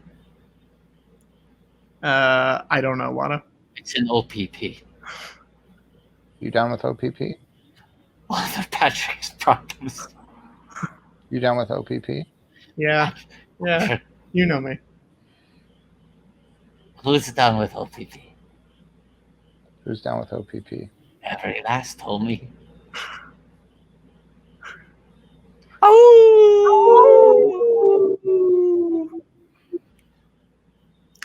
Guys, do you feel like... I feel like we're already done with After Dark. But what could there possibly be beyond After Dark? Do you think there is something After Dark? Well, hold on. Now, there is one thing that we're coming up on in less than 30 seconds. Oh, that's true. The Irish. Is that what you're referring to? We're about that's not what I was referring to. We're about to reach the Irishman Plus. So get some Vlad on because things are about to get a little bit Irishman Plus up in here. Okay. It might be time to just admit that sometimes it feels good to be Vlad. Sometimes it feels good to be Vlad. Sometimes it feels good to be Vlad. George? It feels good to be Vlad. George, sometimes it feels good to be Vlad. Sometimes it feels good to be Vlad. Sometimes it feels good to be Vlad.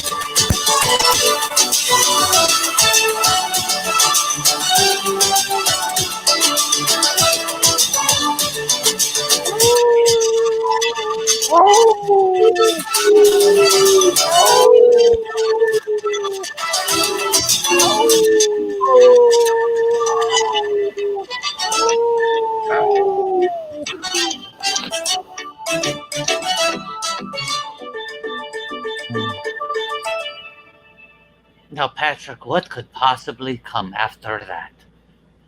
Well, I just feel like there's something else. I feel like there might be... The George Lucas Talk Show proudly presents Countdown to Sunrise.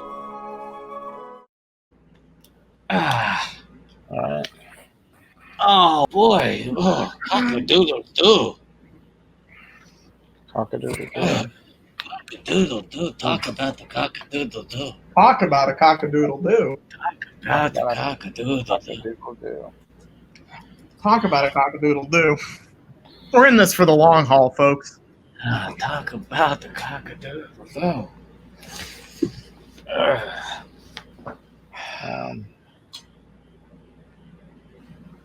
How long till sunrise, Patrick? Let's look. Hang on. Sunrise will be... Remember, you have to look at both New York and Marin County. Yep.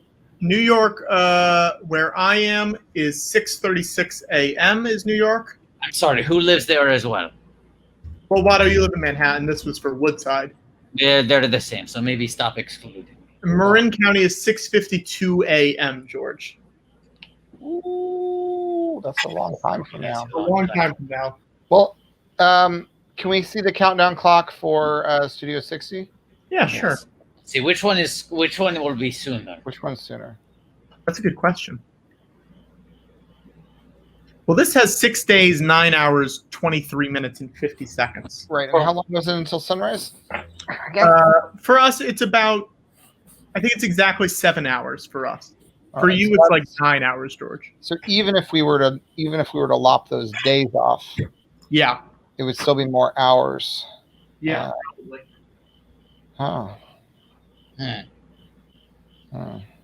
Patrick, maybe the countdown clock is out of date. Can you try refreshing it?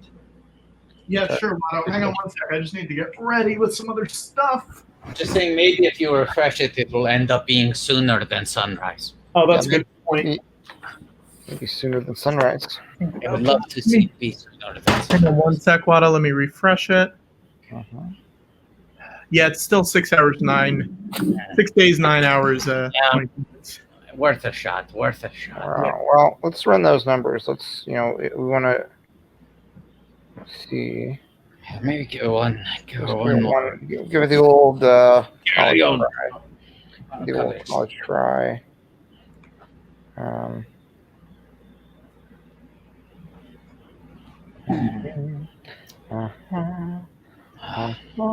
Do we think we have what IMDb trivia do we want to hear this week, guys? Oh well, the show is plummeting in popularity on IMDb. It's really a free fall. We're I don't know. Maybe we'll go up. Maybe we'll go up this week. But of course, next week's show is going to have its own separate entry because it's a special. Yeah, so it's not going to help the show in the long run. No, because next week really is a special show. Next week's a very special show. Because I think it'll be our longest one since Star Wars Day, right? That's true. Watto, are you looking forward to that? Can't wait to see all my good friends from Studio 60 again. Yeah. Watto, when was the last time you think you saw them? When did Studio 60 get canceled?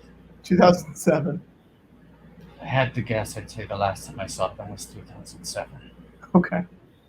No, that's not true. I believe Watto had a roommate who rewatched all of Studio 60 maybe around 2009. Is that Electro? No. How is Electro? Is he doing okay? I don't know. It's... You talk or you just... It's hard to talk to him. I mean, we talk, but are we really saying anything? He's... Yeah. Watto, it feels like you get a lot of really aggro roommates. Do you think that says something about you? Because I feel like after the second or third one, you're sort of like inviting that kind of energy into your life. You don't get it. You don't know what this industry does to people, okay? Watto, we all work in the industry, Watto. You don't understand what it's like. I don't work in the industry. I'm retired, Patrick. Retired filmmaker, so maybe don't speak for George. Maybe don't speak for George. Maybe don't speak for me. Maybe don't speak for George. George, hang on. This is actually a genuine question for George, and then we'll go back to Watto. Right. George, isn't this sort of, I know it's not work, but it's kind of a job at this point? No, I do it for the love of it. He does it for charity. Speaking of charity, there's a button down below that says support the show. Button down below. There is a button down below that says support the show. It helps keeps the lights on. It helps pay the people behind the scenes. Did we ever get a list? Did we ever get a list of those names? We did get a list. Watto, did you give the names for your Toesies? I'll give them in a second, but let me just say this. Good content. You don't know what it's like to be a blue CGI actor in a blockbuster and have everyone tell you, oh, welcome to Hollywood. You're the next big thing. You're going to have a long career ahead of you. And then if you're lucky, maybe you get to do one more episode, if even that. So you go, oh, why is Electro so aggro? Do you know what that movie was titled in Europe? Tell us. The Amazing Spider-Man 2, The Rise of Electro. He thought he was going to keep making movies forever. And when's the last time you saw Electro in a picture? Right. Well, every rise is followed by a fall. Hey, Jake Sully keeps on telling me that he's going to be in all these Avatar sequels. James isn't calling. No calls from James Cameron.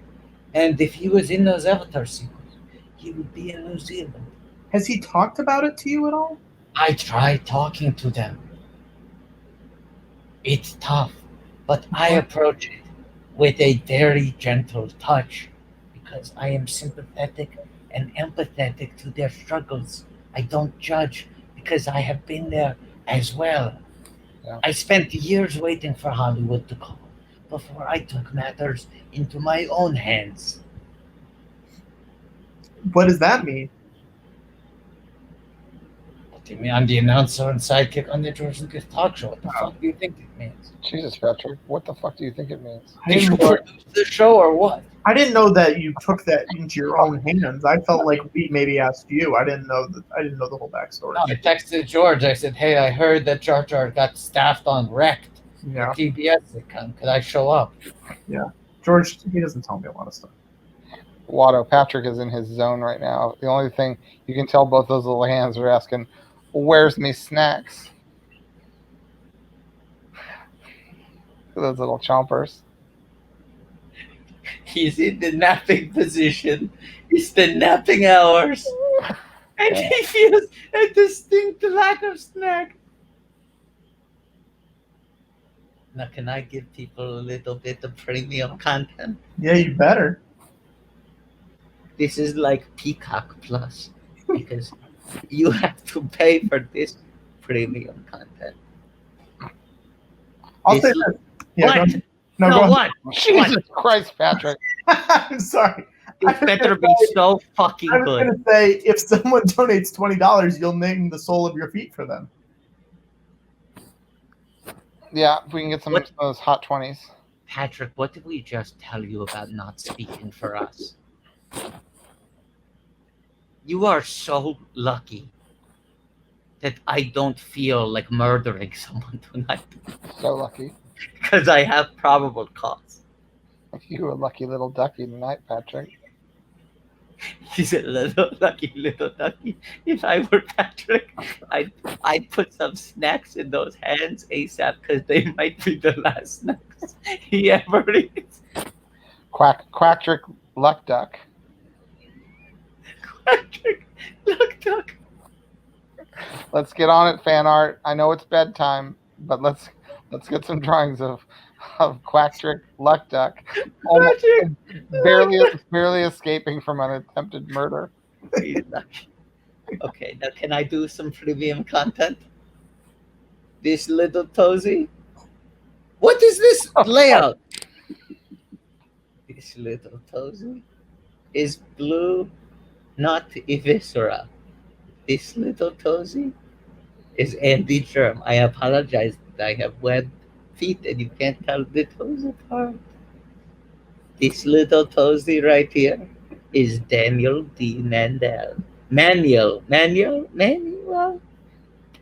Hard to tell from this distance.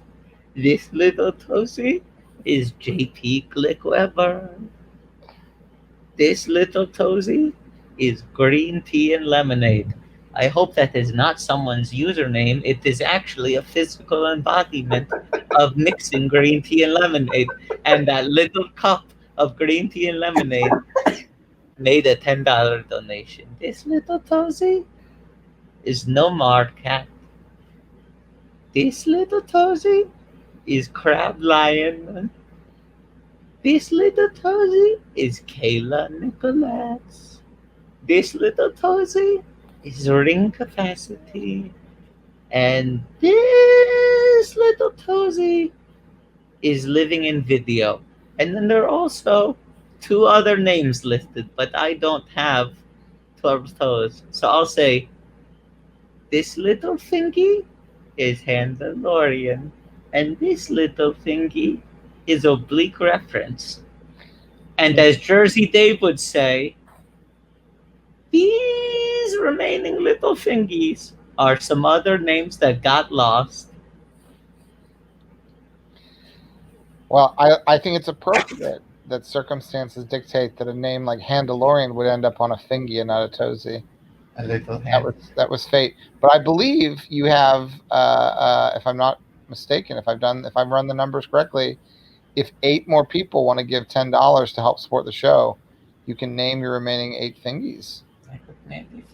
And if someone is willing to give a hundo, you'll name your snout after them. Yes, there's also a Star Wars character named Hondo Anaka. So maybe give a hundo for a Hondo. Yeah, that's good. Maybe Oh, that's good. Maybe that's good. Patrick, I'm already tired thinking about next Sunday, how I'm going to have to get up for a 6 o'clock in the morning stream that won't be over until hours after right now. It's so tough, Patrick. George lives in Marin County, and because he's really in California, he's going to have to wake up at 6 o'clock in the morning. George, I'll say this: you're not the only person in California who has to wake up at 6 o'clock for this stream. Spoiler tease. Isn't it also wild that some guests specifically requested to be on those early slots, and you'd be like, "You're in LA. We're going for 20 hours. You can pick a later slot," and they were like, "No, why not just wake up at 6 a.m. and talk to George Lucas and Watto and Duck Trick Luxnor? What's the name? Quack Trick Luck Duck." It's so far away from the original name. Really not. Quack Trick is pretty close to Patrick. Quack Luck Duck. Sounds the same to me. Sounds identical to me. I think we got a match. Quack Trick Luck Duck. Computer. Enhance. We have a match. And the two names, see, Luck Duck and Cottonar, and they're just like, they're the same. Woohoo. Hey, Watto, I think someone else gave you for a finger. No, I have to sit up and scroll down. Not until we get more fingies. Don't make him sit. Okay, more fingies. Oh, okay, that's the rule. People who give don't get them until we get more fingies given. Well, eventually we'll do it, but let's give it a minute, because I think there's some $10 friends out there who might love to have a fingy of Watto named after them. Maybe even someone who would like to give a hundo for a hundo. Wait, what was that offer? I don't think I've actually promised anything that will happen other than saying that Hundo sounds like a Star Wars character. So the honor is... What's the character again? Hando? Hondo Anaka. You're saying Hando. Who are you, Lando? George, he's one of your famous characters. It honestly sounded like you were offering a service. Like, if someone offers you a hundo, you'll give them a hando. George, he's a character that you create. He's a character that you created. You should remember this. He's a Clone Wars character. Yeah. He's a space pirate, not a spice pirate. Space pirate, not a spice pirate. And he's very prominent at Galaxy's Edge. That's right. Hondo Anaka. Oh, Hondo Anaka. Look at that guy. Look at that little guy. That's from Bring the Noise. Perfect. Well, I'd say he brung the noise and he brung the quack. The thing that scares me about that one is that the fact that I have both a nose and nostrils on my duck bill. Yeah. You like to breathe. I like to breathe. What do you got behind you there, Patrick? What do I have behind me? Yeah, what's that on that shelf? What's up on the shelf? This? Yeah, what's that? It's a roll of paper towels. Let's see. Unroll it. No. You can roll it back up. No, I can't. You never can. You know that. I'll do it. You say you never. I do it all the time. Okay. Wait, hang on. Butts Janitals says I never show their fan art. What is your fan art? I feel like I show the majority of it. What did I miss? Oh, cool. George left. What a coward. Coward be back. No. I'll do it. I'll do it for you, well, fool. 1, 2, 3.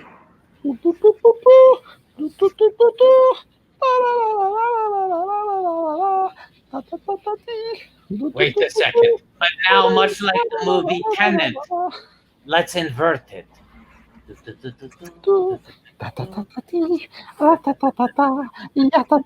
And now back, I roll it back up. No harm, no foul.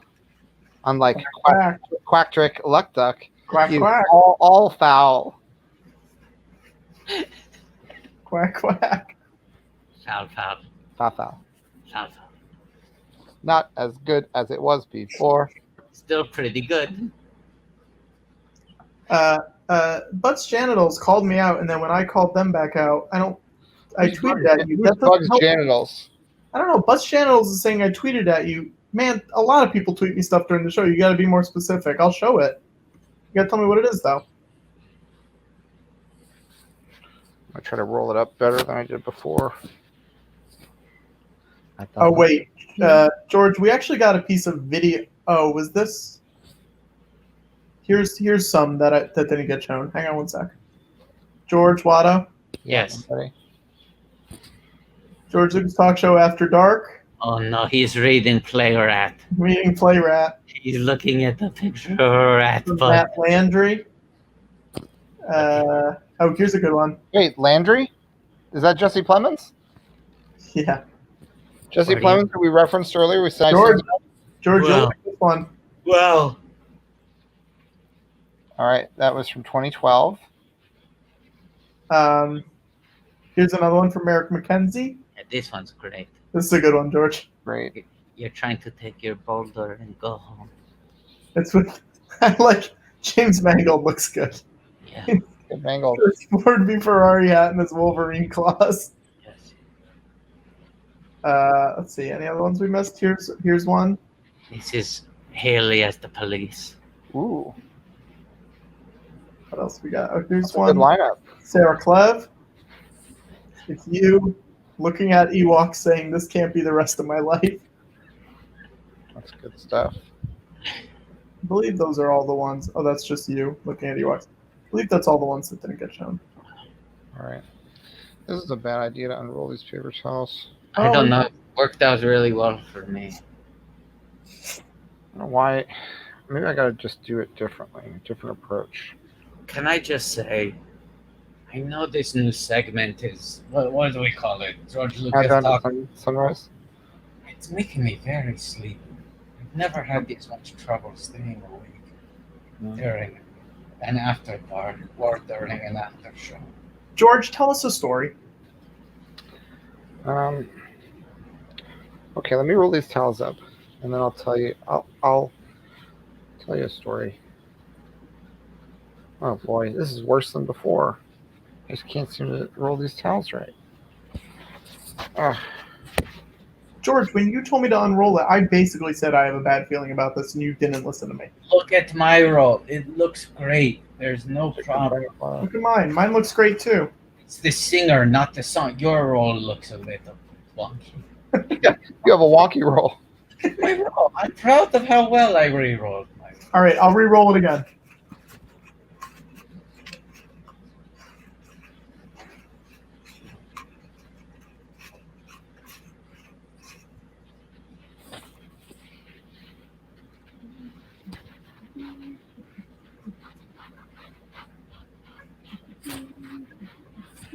Every time I do it, it's worse. You have to do it what? You guys are going too fast. If you go too fast, I like to go fast. Faster and No. more intense. No, but George, this is one case where you have to go slower and I less. don't want to go slow. Look, you unroll it, and then you do it very slowly. Hang on. Andy T. in the comments is saying, "Can't believe Sarah Paulson hasn't gotten back to you when you're doing this kind of groundbreaking material." I'll say this: she may have gotten back to us. Yeah. Right also, I detect a little bit of sarcasm. Yes.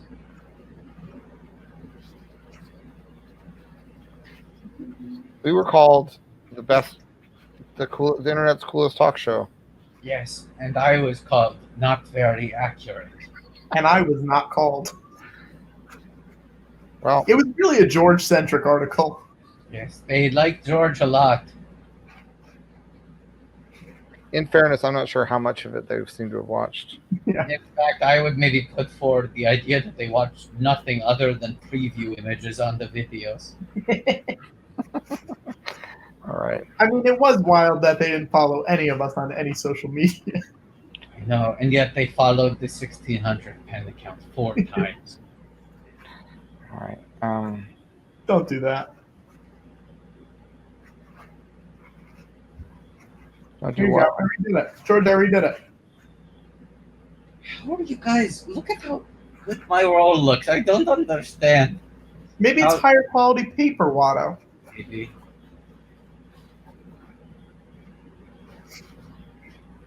I just feel like I'm rolling slowly and tightly. Look at the other thing I'm doing here. When I'm rolling it back up, I'm putting my thumbs underneath it. So as I'm rolling, I'm keeping it in line. You see? What are we doing? What are we doing? George, tell us a story. What story you want? Tell us the story of how you fell in love. I don't want to tell that story. Okay, Yeah. tell us a made up story about love. I don't want to talk about love tonight. What do you want to talk about then?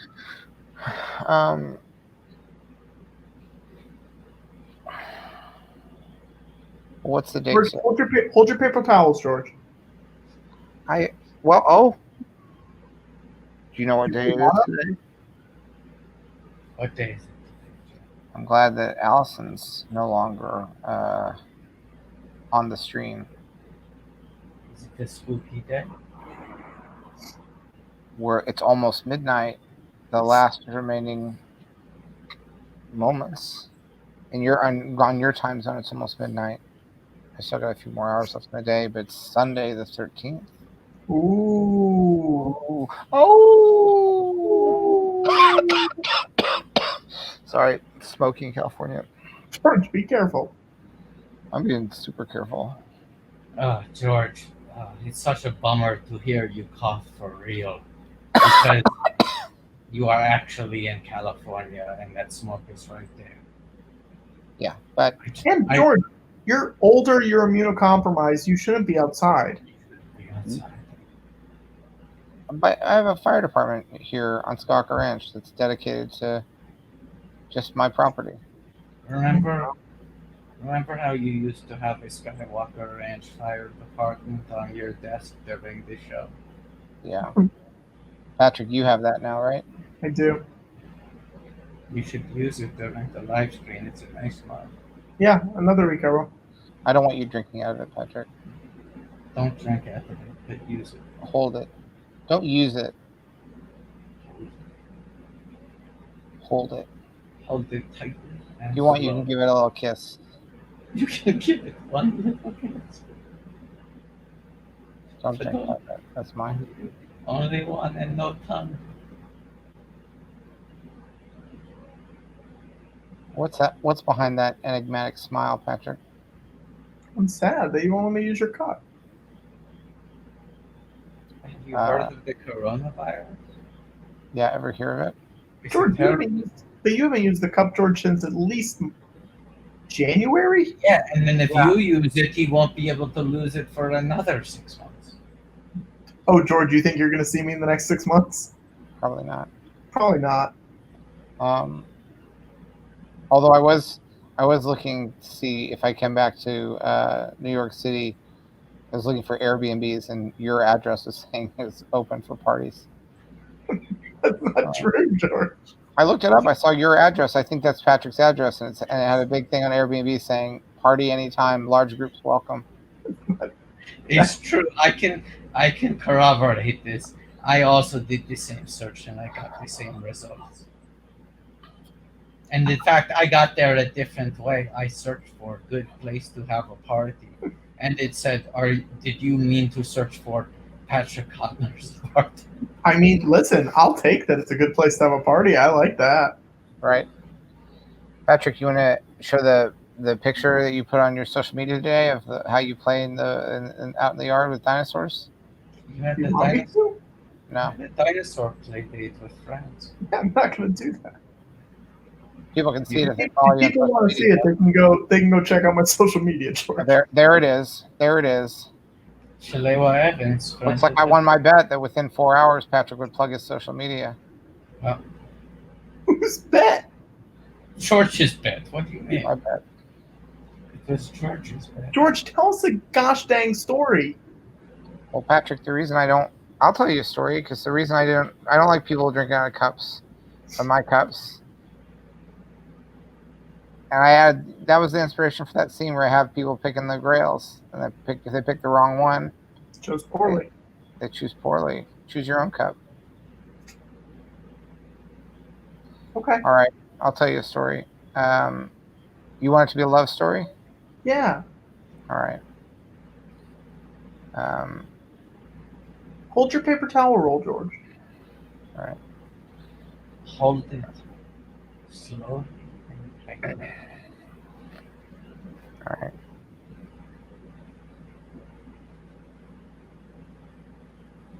Indiana Jones was in love with a blonde lady. He didn't know her that well. And it turned out she was a Nazi.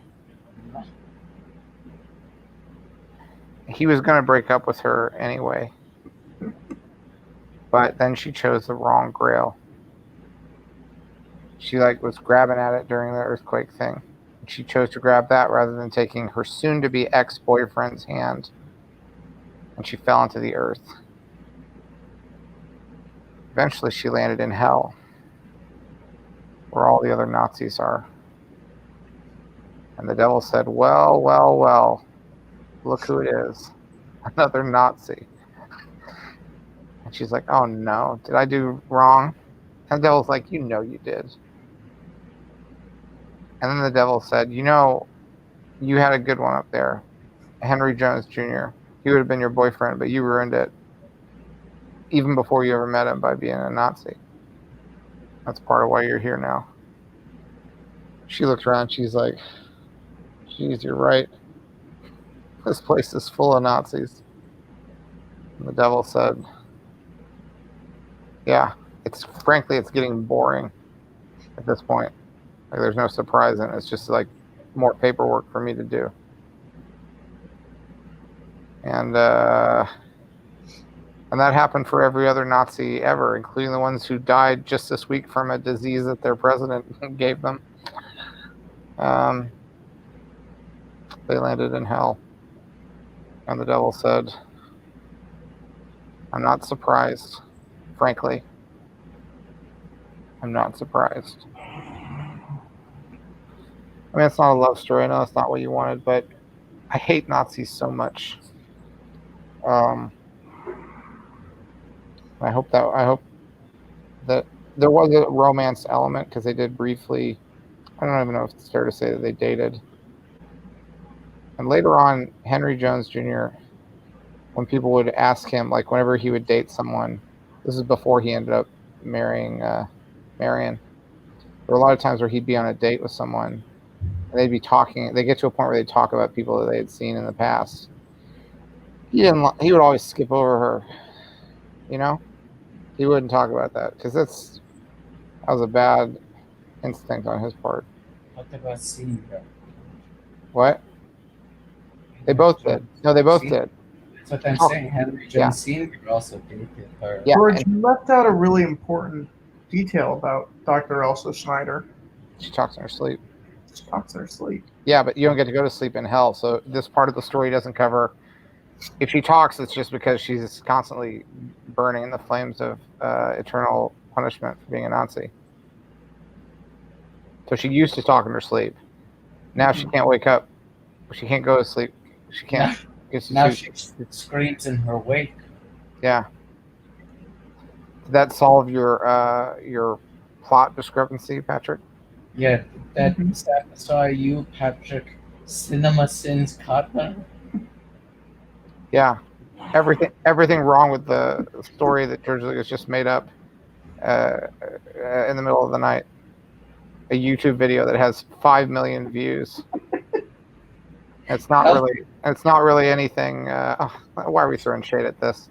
How it should have ended. A little animated sketch saying how George's very, very nice bedtime story should have ended instead. 25 million YouTube views. Yeah, and the moral of the story is don't be a Nazi. If you are one, quit it now or else. Fair? Yeah. Is that fair? That's fair. All right. And may the force be with you always.